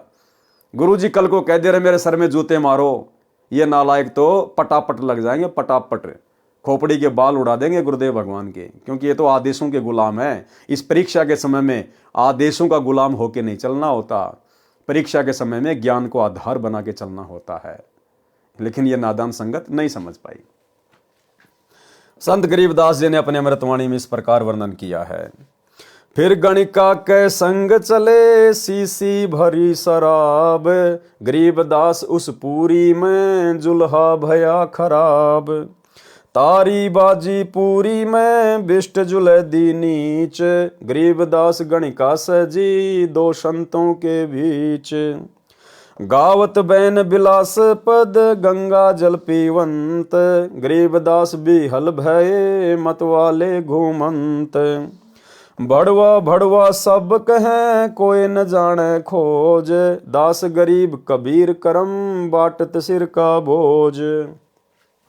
देखो गणिका संग लई कहते कोम छतीस, गरीबदास इस झूले दी का दर्शन आन हदीस। परमात्मा कबीर जी काशी के बाजार में घूमकर वापस आ गए तथा रविदास जी हाथी वाले का हाथी देकर अपने घर चले गए। कबीर जी उस लड़की के साथ उसी के मकान में जाकर उसके चौक में बैठ गए। वह लड़की सतगुरु जी के चरणों की सेवा करने लगी। कबीर परमेश्वर जी के शिष्यों में अर्जुन तथा सरजुन नाम के शिष्य शहर से बाहर गए हुए थे। वे भी उसी दिन लौट कर आए थे। अन्य शिष्यों ने उनको सब बात बताई तो उनको विश्वास नहीं हुआ और उल्टा गुरु भाइयों से कहने लगे कि आप क्या कह रहे हो, आप परमात्मा में दोष देख रहे हो, पाप में गड़ जाओगे। एक व्यक्ति ने कहा कि चलो अपनी आंखों से देख लो। उन दोनों को वेश्या के मकान के सामने ले जाकर कहा कि देखो सामने क्या हो रहा है। अर्जुन तथा सरजुन भी विचलित हो गए। विचलित तो भाई और बहनों उसी समय हो गए थे जब उन मूर्खों ने यह कहा कि तुम्हें विश्वास नहीं है क्या, चलो हमारे साथ उस गणिका के घर पे और देख लेना क्या हो रहा है। बोला चलो। इतना कहना कि चलो उसी समय फैल। अरे क्या चलो, क्या ज्ञान सीखा, क्या ज्ञान समझा, दुनिया पता नहीं क्या कहेगी। हम दुनिया के पीछे थोड़ी चलेंगे। सतगुरु को हमने ज्ञान से समझना होता है। सतगुरु एक शब्द है, हमने शब्द की परख करनी है, परख। लेकिन अर्जुन सरजुन के द्वारा उन मूर्ख शिष्यों के कहने पर अपने गुरुदेव में दोष देखते हुए उस गणिका के घर की तरफ चलना, वो तो उसी समय फैल हो गए थे। आगे जाने के बाद की कहानी तो अलग है कि उन्होंने अपने गुरुदेव को शिक्षा दी, लेकिन पहले ही वो फैल हो चुके थे। यानी किसी के भी कहने से अपने गुरुदेव में दोष देखना गुरुपद और मर्यादाओं से तुरंत नीचे गिरना है। वैश्या के मकान के सामने ले जाकर कहा कि देखो सामने क्या हो रहा है। अर्जुन तथा सरजुन भी विचलित हो गए। उस मकान में प्रवेश करके बिना दंडवत प्रणाम किए कहने लगे कि हे सतगुरु, आप इस बदनाम नीच औरत के घर ना बैठा करो। कबीर जी ने कहा कि हे अर्जुन तथा सरजुन, आप तो गुरु जी को शिक्षा देने लग गए, आप तो मेरे शिष्य नहीं रहे, आप तो गुरु बन गए हो। मैं कण कण में व्यापक हूं, ऊंच तथा नीच में निवास करता हूं। आपका शरीर भी हाड़ चाम रक्त का बना है, इस लड़की का शरीर भी उसी पदार्थ का बना है। आपको मैंने जो नाम जाप को दिया है उस पर विश्वास करके जाप करो, आपका केवल इतना कार्य है।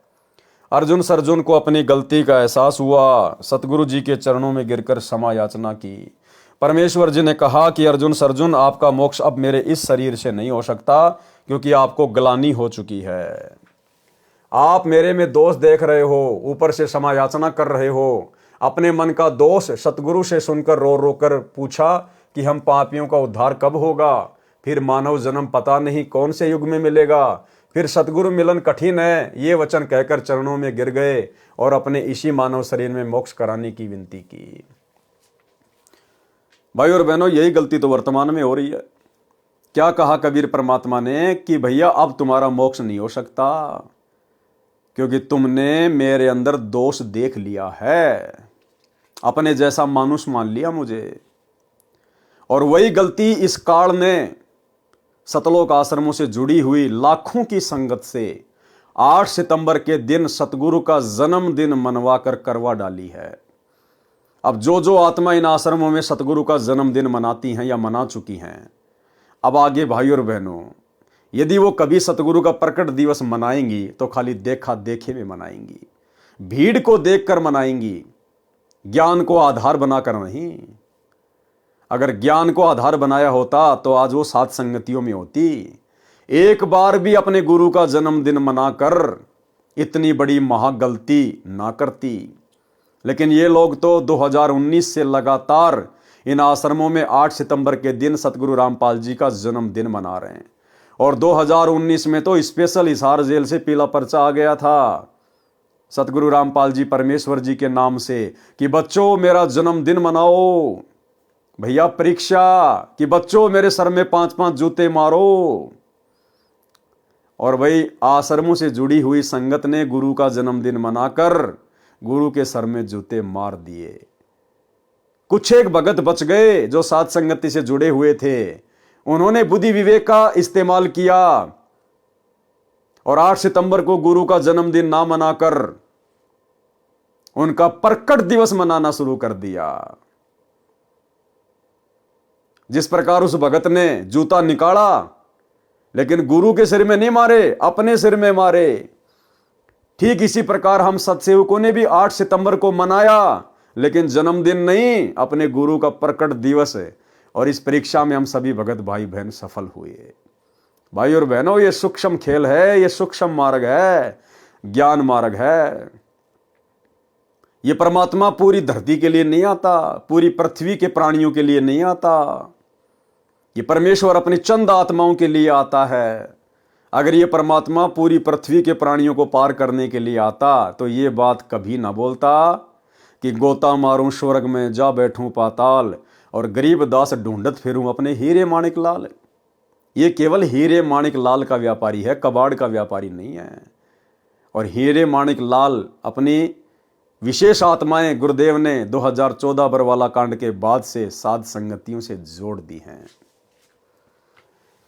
तब कबीर परमेश्वर जी ने कहा कि विक्रमी संवत 1774 में दिल्ली से लगभग 30 मील पश्चिम की ओर एक छोटे से गांव में मेरा अंश जन्म लेगा। उसके द्वारा तुम्हारा कल्याण होगा। 10 वर्ष की आयु में उसको मैं सतलोक से आकर गुरु पद प्रदान करूंगा। आप उससे दीक्षा लेकर अपना कल्याण कराना। उसका जब जन्म होगा और मैं उसको गुरु पद प्रदान करूंगा तब तुम्हें एक सौपन आएगा, उसमें मैं तुमको उस गांव का नाम, उसके पिता का नाम बता दूंगा। वहां जाकर दीक्षा लेकर सावधान रहकर भक्ति करना। तुम्हारा कल्याण इसी शरीर में हो जाएगा। तुम्हारा यह शरीर मेरी कृपा से 250 वर्ष तक बना रहेगा। क्या कहा परमात्मा ने कि तुम्हारा कल्याण इसी शरीर में हो जाएगा, लेकिन नहीं हुआ भाई और बहनों। क्योंकि जो वचन परमात्मा ने पहले निकाल दिए थे कि अर्जुन सर्जुन अब तुम मेरे इस शरीर से पार नहीं हो सकते। भाई जब सतगुरु के उस शरीर से पार नहीं हो सकते तो भला भगत अपने उसी शरीर में कैसे पार हो जाएगा।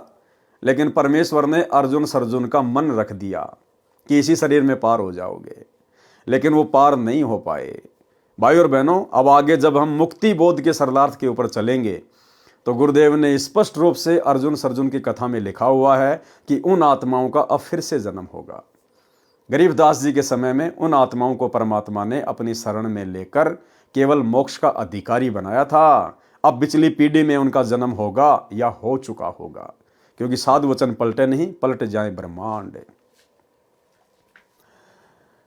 उससे दीक्षा लेकर सावधान रहकर भक्ति करना। तुम्हारा कल्याण इसी शरीर में हो जाएगा। तुम्हारा यह शरीर मेरी कृपा से 250 वर्ष तक बना रहेगा। ऐसा लगेगा जैसे 60-70 वर्ष का शरीर है। वे दोनों दिल्ली की दिशा को चल पड़े। अपनी मूर्खता पर रो रहे थे, कह रहे थे कि हमने अंधविश्वास करके परमात्मा को खो दिया, अब कभी ऐसी गलती नहीं करेंगे। उन्होंने कभी नहीं सोचा कि 250 वर्ष तक यह शरीर कैसे रहेगा। पूर्ण विश्वास किया इस डर से कि कहीं फिर से नाम खंडित न हो जाए। वे दोनों खरखोदा के पास छोटे से गांव हुमायूंपुर में एक किसान के घर पर रहने लगे। संत गरीबदास जी का जन्म विक्रमी संवत 1774 में वैशाख पूर्णमासी को ब्रह्म मुहूर्त में छोटे से गांव छुडानी में हुआ, जो बहादुरगढ़ से 15 किलोमीटर दूर झज्जर रोड से 2.5 किलोमीटर अंदर पश्चिम की ओर गांव दुलेड़ा से लिंक रोड पर जाता है, वहां पर है। जब संत गरीबदास जी 10 वर्ष के हुए तो अपने खेतों में गाय चराने जाते थे। फाल्गुन मास की शुक्ल द्वादशी को दिन के लगभग 10 बजे। अब भाई और बहनों, गरीबदास जी कोई कबीर परमात्मा के अंश नहीं थे, ना उन्होंने जन्म लिया था, खुद कबीर परमात्मा ही थे। ये लीला करता है परमात्मा इसी प्रकार से भगत और भगवान की। 650 साल पहले काशी के भंडारे में भी परमात्मा ने एक अन्य रूप बनाया, केशव बंजारे को। दुनिया को लग रहा था ये दो अलग अलग हैं, लेकिन दोनों शक्ति एक ही थी। और अंत में भंडारे के बाद केशव बंजारा कबीर परमात्मा में समा गए थे। इसी प्रकार भाई और बहनों, गरीबदास जी और कबीर परमात्मा एक ही शक्ति थे। आप एक शब्द सुनते हैं गुरुदेव का, मूर्ख मनवा काल की चिंता क्यों सताती है, सतगुरु अपना साथी है। आगे चलकर इसमें एक चौपाई आती है कि सत्य पुरुष ने छुड़ानी में बलराम की गऊ चराई और गंगा जी को प्रकट करके रानी मात नवाई। तो बलराम कौन थे? गरीबदास जी के पिताजी थे। तो बलराम की गऊ कौन चराया करता था? गरीबदास जी चराया करते थे। यहां पर गरीबदास जी को सत्य पुरुष कहा गया है कि सत्य पुरुष ने छुड़ानी में बलराम की गऊ चराई। अरे गाय तो गरीबदास जी ने चराई थी ना, सत्य पुरुष तो कबीर जी हैं। कबीर जी ने कौन से दिन उनकी गाय चराई थी? इसका मतलब गरीबदास जी खुद ही सत्य पुरुष थे, खुद ही सतगुरु रामपाल जी भगवान थे।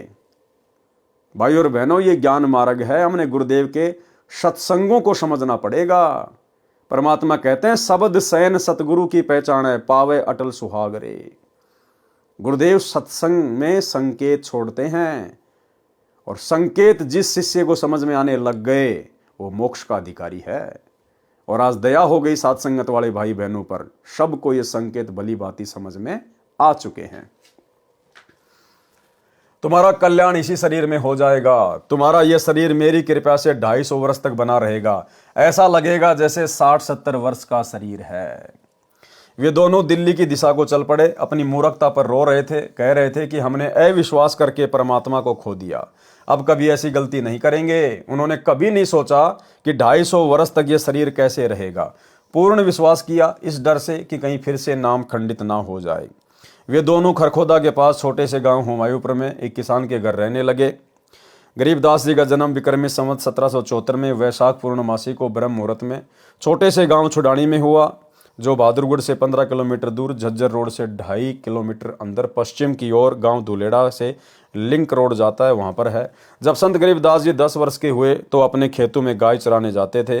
फाल्गुन मास की शुक्ल द्वादशी को दिन के लगभग 10 बजे नला नामक खेत में गांव कबलाना की सीमा के पास परमेश्वर कबीर जी सत्यलोक से चलकर आए। बालक गरीबदास जी को मिले, कंवारी गाय का दूध पिया, संत गरीबदास जी को दीक्षा दी तथा सत्यलोक ले गए।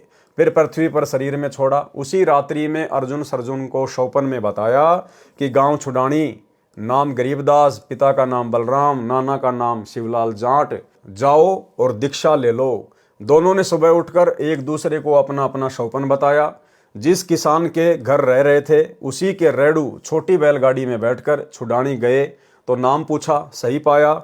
संत गरीबदास जी ने कहा कि आओ अर्जुन सर्जुन, परमात्मा का आदेश है, दीक्षा लो। उन्होंने दीक्षा ली। कुछ वर्ष छुड़ानी गांव में संत गरीबदास जी के पास रहे, फिर शरीर त्याग कर चले गए। उनका भी पुनर्जन्म होगा। अब देखो भाई और बहनों, यहां भी लिख दिया परमात्मा ने। क्या कह रहे हैं परमात्मा? उनका भी पुनर्जन्म होगा जो इस भक्ति समय में होगा। अब उनका मोक्ष होगा, अन्यथा गुरुद्रोही भी हो सकते थे, इसलिए उनको शरीर में रखकर उनकी श्रद्धा बनाए रखी। इसलिए भाई और बहनों, दास बार बार आप जियों को कहता आया है। ये प्रमाण तो दास ने देखे भी नहीं थे, ये प्रमाण तो अब निकल निकल के आ रहे हैं। परमात्मा दास को अंदर से ही वैसे ही प्रेरणा करते थे कि भैया अभी तक किसी का भी मोक्ष नहीं हुआ। गरीबदास जी ने अर्जुन सर्जुन का मोक्ष नहीं किया क्योंकि वो किसी का मोक्ष करने नहीं आए थे। वो खाली कबीर सागर में कबीर पंथियों ने काल प्रेरणा से जो मिलावट कर दी थी, उस मिलावट को दूर करने के लिए एक नया ग्रंथ साहिब लिखने के लिए आए थे। अरे गरीबदास जी के 2 परम शिष्य थे, बनखंडी दास और संतोष दास। जब उन्हीं का मोक्ष नहीं हुआ तो भला अर्जुन सर्जुन का कैसे मोक्ष हो जाता? मोक्ष तो अब होगा। सतयुग से लेकर कलयुग की प्रथम पीढ़ी तक जितनी भी आत्माएं, उन सब का अब परमात्मा इस कलयुग की बिचली पीढ़ी में उद्धार करेंगे। इस समय परमात्मा उनको पुनर्जन्म देंगे, फिर से उनको मौका देंगे। यदि आजीवन मर्यादा में रहेंगे, सतगुरु रामपाल जी को भगवान मानेंगे, तो भाई और बहनों मोक्ष होगा। अन्यथा जरूरी नहीं है कि वर्तमान में जन्म दे दिया तो मोक्ष हो जाएगा। मोक्ष के लिए तो मर्यादा जरूरी है। तो अर्जुन सर्जुन को अब परमेश्वर जन्म देंगे या दे दिया होगा, जैसे भी मालिक की मौज, लेकिन उद्धार नहीं हुआ। क्या कह रहे हैं? फिर शरीर त्याग कर चले गए, उनका भी पुनर्जन्म होगा जो इस भक्ति युग में होगा। अब उनका मोक्ष होगा, अन्यथा गुरुद्रोही भी हो सकते थे, इसलिए उनको शरीर में रखकर उनकी श्रद्धा बनाए रखी। और भाइयों और बहनों, जितनी भी टॉप मोस्ट आत्माएं हैं, जितनी भी टॉप मोस्ट आत्माएं हैं, सारी की सारी आत्माएं साध संगति वाले ही हैं। कारण यह था कि वे घर त्याग कर सतगुरु कबीर जी के शिष्य बने थे।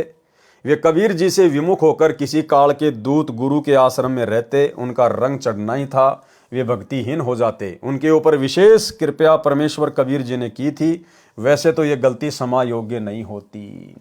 आप और हमें समझा रहे हैं गुरुदेव कि जो गलती उन्होंने की थी 650 साल पहले, अपने गुरु के ऊपर संदेह पैदा करके, अपने गुरु को शिक्षा देकर, ये गलती वर्तमान में तुम ना कर देना। आप और हम पिछली पीढ़ी वालों को परमात्मा शिक्षा दे रहे हैं कि वैसे तो ये गलती क्षमा योग्य नहीं होती।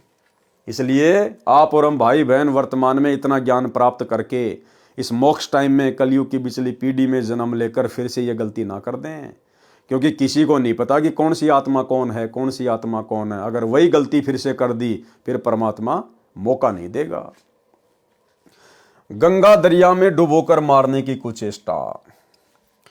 कबीर परमेश्वर जी की ये लीला देखकर काशी के लोग कहने लगी कि ये जुलाहा भ्रष्ट हो गया है, भरे बाजार में दिन के समय शराब पीकर वैश्या के साथ घूम रहा है, लोक लाज समाप्त कर दी है, हमारी बहन बेटियों का बाहर निकलना मुश्किल कर दिया है। बाप बेटी भाई बहन कैसे यह अभद्र क्रिया सहन करेंगे। चलो राजा वीर सिंह बघेल जी को शिकायत करते हैं। हजारों की संख्या में जनता राज दरबार के सामने जाकर कबीर जी को सजा दो के नारे लगाने लगी।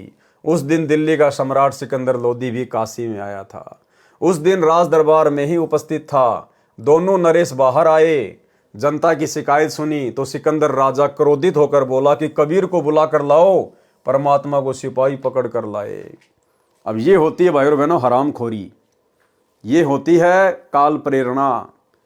जिस कबीर परमेश्वर ने सिकंदर लोदी का ऐसादे जलन का रोग ठीक किया, सिकंदर लोदी को अपना शिष्य बनाया, उसकी आंखों के सामने अद्भुत चमत्कार किए, लेकिन परमात्मा कहते हैं बिना ज्ञान के व्यक्ति राज पद प्राप्त करके और अहंकार में सड़ जाता है। और जनता के दबाव में आकर कि जनता कबीर जी के प्रति आक्रोश में है, और यदि जनता की बात नहीं मानी, कहीं मेरा राज ना चला जाए, जनता बगावत ना कर दे, और नालायक ने सारी हदें पार कर दी, अपने गुरु को पकड़ने के लिए सिपाही भेज दिए। राजा सिकंदर ने कहा, संत गरीबदास जी की वाणी, कहो कबीर ये क्या किया गणिकालीनी संग, गरीबदास साहा कहे पड़या भक्ति में भंग। सिकंदर लोदी शिक्षा दे रहा कि कबीर तूने ये क्या कर दिया, अपने गुरु को दंडवत भी नहीं किया क्योंकि सामने जनता खड़ी थी, लोक लाज में आ गया, और अपने गुरु को सबके सामने शिक्षा दे रहा है कि कहो कबीर ये क्या किया, तेरी तो भक्ति में, तेरे तो भजन में भंग पड़ गया, ऐसा कर्म तूने क्यों कर दिया। कहो कबीर ये क्या किया गणिकालीनी संग, गरीबदास सहा कहे पड़या भक्ति में भंग। कहे कबीर साह से सुनो अर्ज आवाज, गरीबदास वह राक्षसी जिनियो साजा साज। कि भाई मैं तो उस परमात्मा के आश्रय हूं जिसने ये पूरी सृष्टि रची है, जिसने सारा साज बनाया है, हमारी रखवाली वो करेगा भाई। भावार्थ, सिकंदर राजा ने कहा कि हे कबीर जी ये क्या गलती कर दी, आपकी भक्ति में विघ्न पड़ गया है, आपने वैश्या को साथ लेकर महान गलती की है।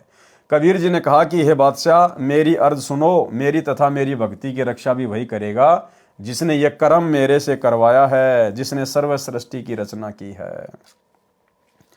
सा सिकंदर को सुनी बिष्ट हुए दो संत, गरीबदास चारों वरण उठी लागे सब पंथ। सब विरोध में आ गए परमात्मा के। चारी वर्ण सट आश्रम दोनों दीन खुशाल, गरीबदास हिंदू तुरक पड़या शहर गली जाल। सा सिकंदर कह गए सुनी कबले अरदास, गरीबदास तलवा हुई पकड़े दोनों दास। कहो कबीर यो क्या किया गणकालीनी संग, गरीबदास भूले भक्ति पड़ा भजन में भंग। सुनो सिकंदर बादशाह हमरी अर्ज आवाज, गरीबदास व राक्षी जिनियो साजा साज। सिकंदर लोदी ने जनता को शांत करने के लिए अपने प्राणदाता का भी अनादर किया।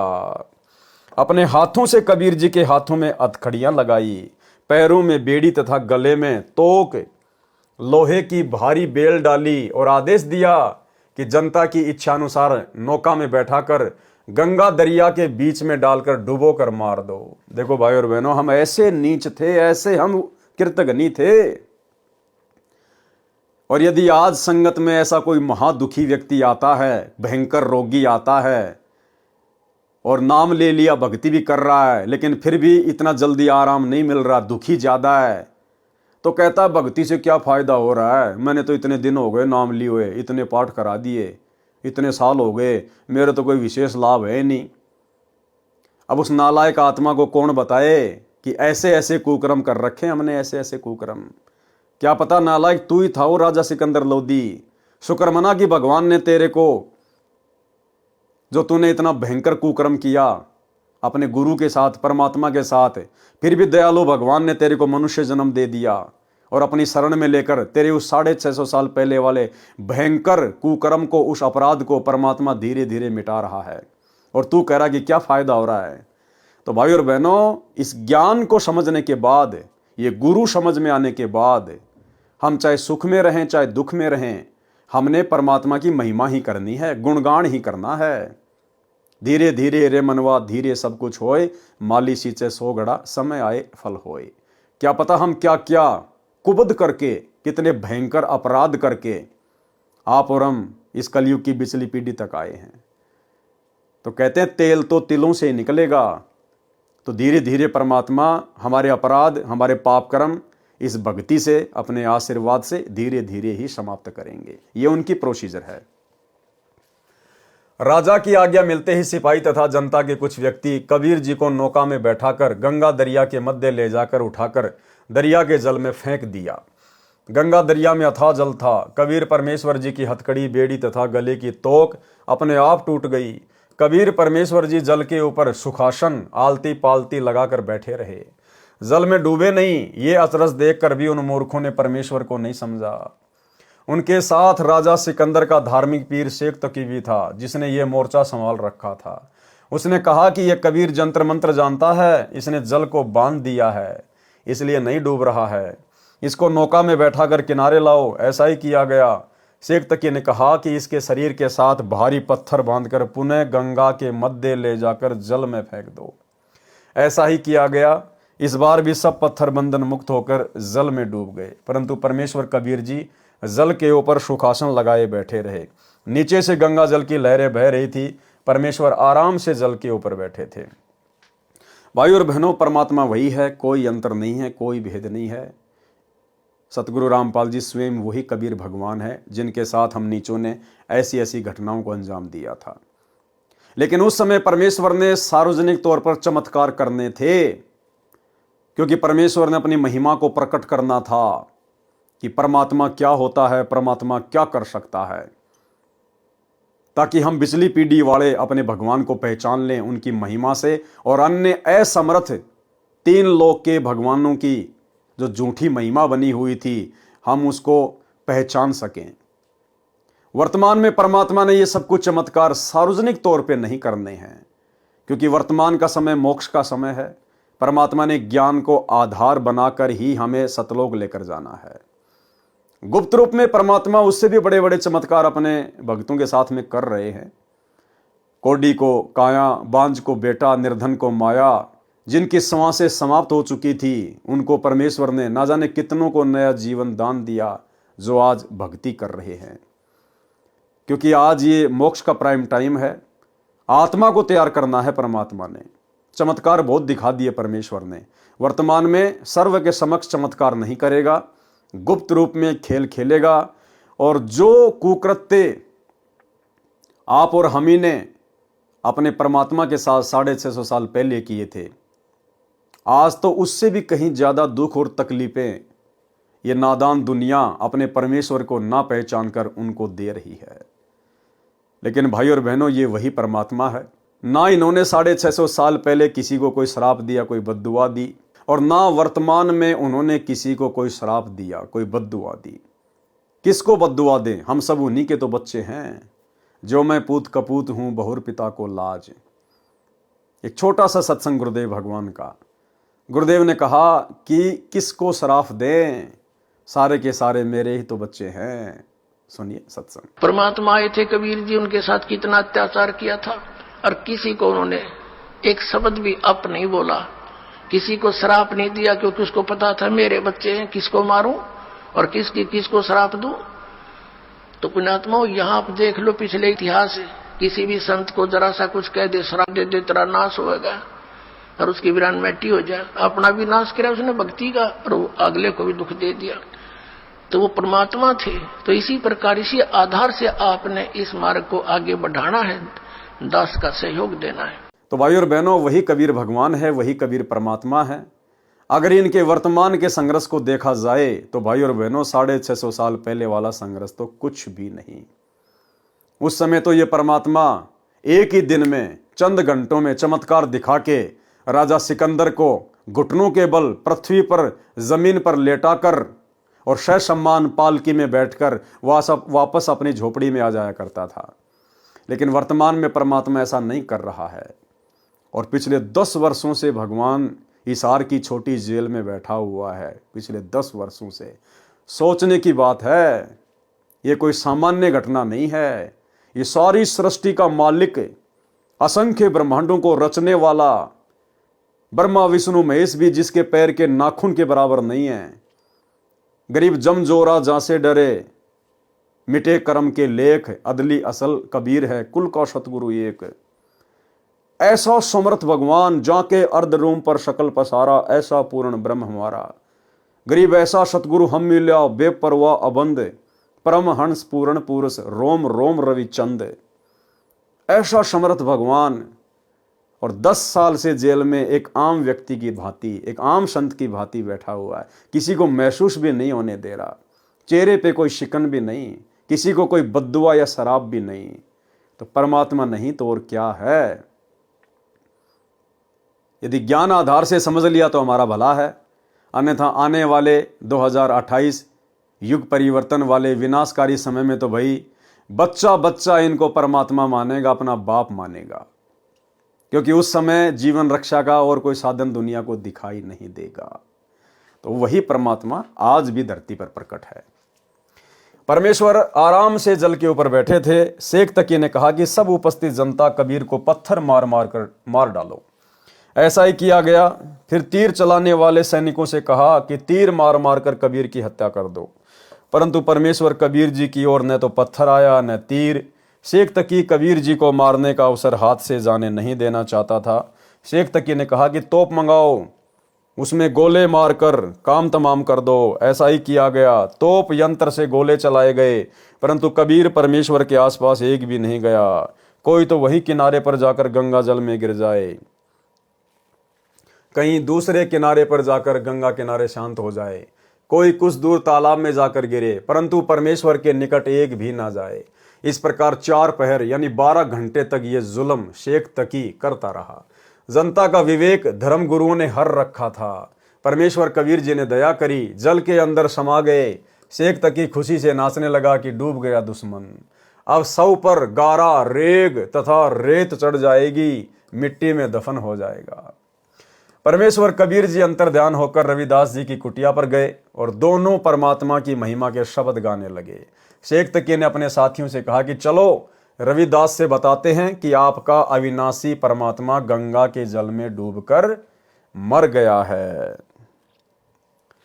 खूनी हाथी से मरवाने की व्यर्थ चेष्टा, यानी 52 प्रकार की व्यर्थ चेष्टा उस समय कबीर परमेश्वर जी को मरवाने के लिए की गई, लेकिन असफल। शेख तकी अपने प्रशंसकों के साथ संत रविदास जी की कुटिया पर पहुंचा तो देखा कबीर जी उपस्थित थे और इकतारे से शब्द गा रहे थे। शेख तकी की तो मासी मर गई। शर्म और क्रोध वश होकर सीधा सिकंदर लोदी राजा के पास विश्राम गृह में गया। तथा बताया कि कबीर न तो जल में डूबा न तोप से मरा, वो जादूगर है, जंत्र मंत्र जानता है, जिस कारण से बच जाता है। अब की बार इसको जनता के सामने खूनी हाथी से मरवाते हैं। राजा ने आज्ञा दे दी, नगर में मुनादी अनाउंसमेंट कर दी कि कल सुबह 10 बजे कबीर को खूनी हाथी से कुचलवा कर रोंदवा कर मारा जाएगा। सब देखने आना। वह एक निश्चित स्थान था, वर्तमान में बने स्टेडियम की तरह बनावट होती थी। उस ऊंचे मचान स्टेज पर राजा, मंत्री तथा अन्य उच्च अधिकारी बैठते थे। उस दिन राजा सिकंदर तथा काशी राजा वीरदेव सिंह बघेल के अतिरिक्त मंत्री तथा अन्य ऊंचे अधिकारी भी विराजमान थे। अब देखो भाई और बहनों, राजा वीर सिंह बघेल कहां से पार हो जाएगा। गुरुदेव कहते ना कि राजा वीर सिंह बघेल को सार नाम दे दिया था, उसको पार कर दिया था। कैसे पार हो जाएगा भाई और बहनों, ये तो ज्ञान निर्णय करेगा, ज्ञान।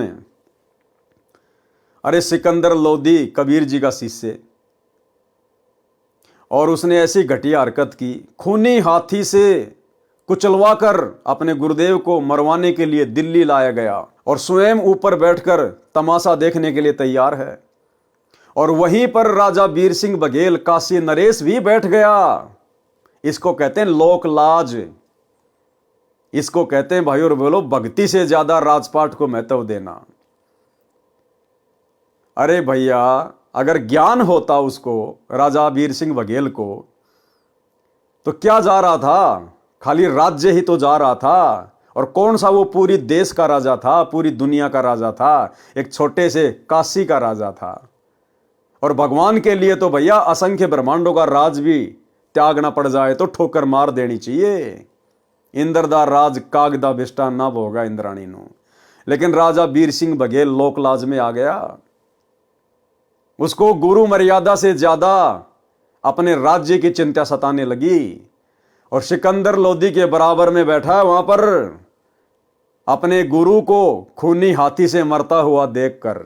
तो भाई और बहनों, राजा वीर सिंह बघेल में, सिकंदर लोदी में और महाभारत के भीष्म पितामह में, द्रोणाचार्य में और कर्ण में रति भर भी अंतर नहीं, रति भर भी। महाभारत के समय वो नालायक भी द्रौपदी को नंगा देखने के लिए वहां पर सभा में बैठे हुए थे। और यहां तो उससे भी बड़ा अपराध, अपने गुरु को खूनी हाथी से मरता हुआ देखने के लिए सिकंदर लोदी और वीर सिंह बघेल बैठे हुए हैं। तो वो वीर सिंह बघेल भला कैसे तो सार शब्द के योग्य हो सकता है, कैसे सतगुरु उसको सार शब्द दे देंगे और कैसे वो पार हो गया होगा। तो भाई और बहनों, ये विचार करने की बातें हैं। शेख तकी पीर ने महावत यानी हाथी को चलाने वाले से कहा कि हाथी को 1-2 शीशी शराब की पिला दे ताकि शीघ्र कबीर को मार डाले। ऐसा ही किया गया। तीनों ओर दर्शकों की भीड़ थी। एक और ऊंचे मचान पर बैठे राजा तथा मंत्री देख रहे थे। हाथी को लेकर महावत कबीर जी की ओर चला तो हाथी मस्ती में भरकर कबीर परमेश्वर को मारने चला। कबीर जी के हाथ पैर बांधकर पृथ्वी पर डाल रखा था। जब हाथी परमेश्वर कबीर जी से 10 कदम 50 फुट दूर रह गया तो परमेश्वर कबीर जी के पास बब्बर शेर खड़ा केवल हाथी को दिखाई दिया। हाथी डर से चिल्लाकर, चिंगाड़ मारकर, दुम दबाकर, मुंडी धुनकर, सिर को आपत्ति के समय भय से ऊपर नीचे हाथी किया करता है, उसको मुंडी धुनना कहते हैं। वापस भागने लगा तो महावत ने उसको अंकुश मारा। फिर भी हाथी वापस भागने लगा। साथ खड़े सैनिकों ने हाथी की हीकों में पशु के अगले पैरों के ऊपर के जोड़ों को हीक कहते हैं, जो शरीर से लगे होते हैं। जैसे आप और हमारी ये जो है जगह, इसको कहते हैं हीक। भाले मारे, हाथी की कुखों में भाले मारे। कुख पशु के पेट का वह भाग है जो बराबर में दोनों ओर हड्डी रहित होता है। चारा चरने के पश्चात वह भाग ऊपर उठ जाता है। पशु के भूखा होने पर वह अंदर को चला जाता है। वह कोमल भाग होता है। वहां पर लाठी डंडे के सिरे से खोद मारने से भी पशु को बहुत पीड़ा होती है। परंतु हाथी परमेश्वर कबीर जी की ओर न जाकर अन्य दिशा को भागने की कोशिश कर रहा था। तब परमेश्वर कबीर जी ने महावत को भी सिंह के दर्शन करा दिए। डर के मारे वह भी हाथी से गिर गया। हाथी भाग गया। तब परमेश्वर कबीर जी के सब रस्से टूट गए और परमात्मा खड़े हुए, अंगड़ाई ली तथा जमाही, मुख खोलकर क्रिया की जाती है, ली तो इतने लंबे बढ़ गए कि सिर आसमान को लगा दिखाई दे रहा था। शरीर से अजब प्रकाश निकल रहा था। उसे देखकर दिल्ली का सम्राट सिकंदर भयभीत होकर मचान से उतरकर परमेश्वर के चरणों में गिर गया और बोला कि हे अल्लाह, सिर्फ अब की बार मेरा गुनाह अपराध क्षमा कर दो। ये दृश्य केवल सिकंदर राजा को ही नजर आ रहा था। फिर कबीर जी ने अपना सामान्य स्वरूप बना लिया और राजा को समझाकर अपनी कुटिया पर चले गए। सिकंदर राजा को तथा वीर सिंह बघेल राजा को कबीर जी के चरणों में गिरते देख शेख तकी ईर्ष्या से जल भुन गया तथा उपस्थित जनता से कहा कि कबीर जी ने जंतर मंत्र करके हाथी को भगा दिया। राजा सिकंदर तथा काशी नरेश वीर सिंह भी अपराधी जुलाहे का सम्मान कर रहे हैं। आपका इस नगरी में रहने का कोई औचित्य नहीं रह गया है। ये बात सुनकर सब जनता जन कहने लगे कि पीर जी, आप ठीक कह रहे हो, हम काशी त्याग कर चले जाएंगे। सिकंदर लोधी राजा तथा वीर सिंह ने स्वयं उनको समझाया तथा नगरी न त्यागने के लिए राजी किया। किसी भी व्यक्ति ने इतने चमत्कार देखकर भी परमात्मा को नहीं पहचाना। शास्त्रार्थ महर्षि सर्वानंद तथा परमेश्वर कबीर देव जी का। तो भाइयों और बहनों, आज की वीडियो में केवल इतना ही।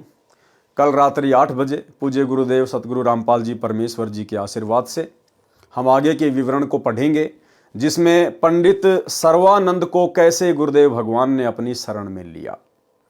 तो कल रात्रि 8 बजे सभी भाई बहन लाइव जुड़िए दास के फेसबुक पेज पवन दास इस लाइव के ऊपर। तब तक गुरुदेव भगवान हम सबको आज्ञा दें, इजाज़त दें, आशीर्वाद दें। बंदी छोड़ सतगुरु रामपाल जी भगवान की जय हो।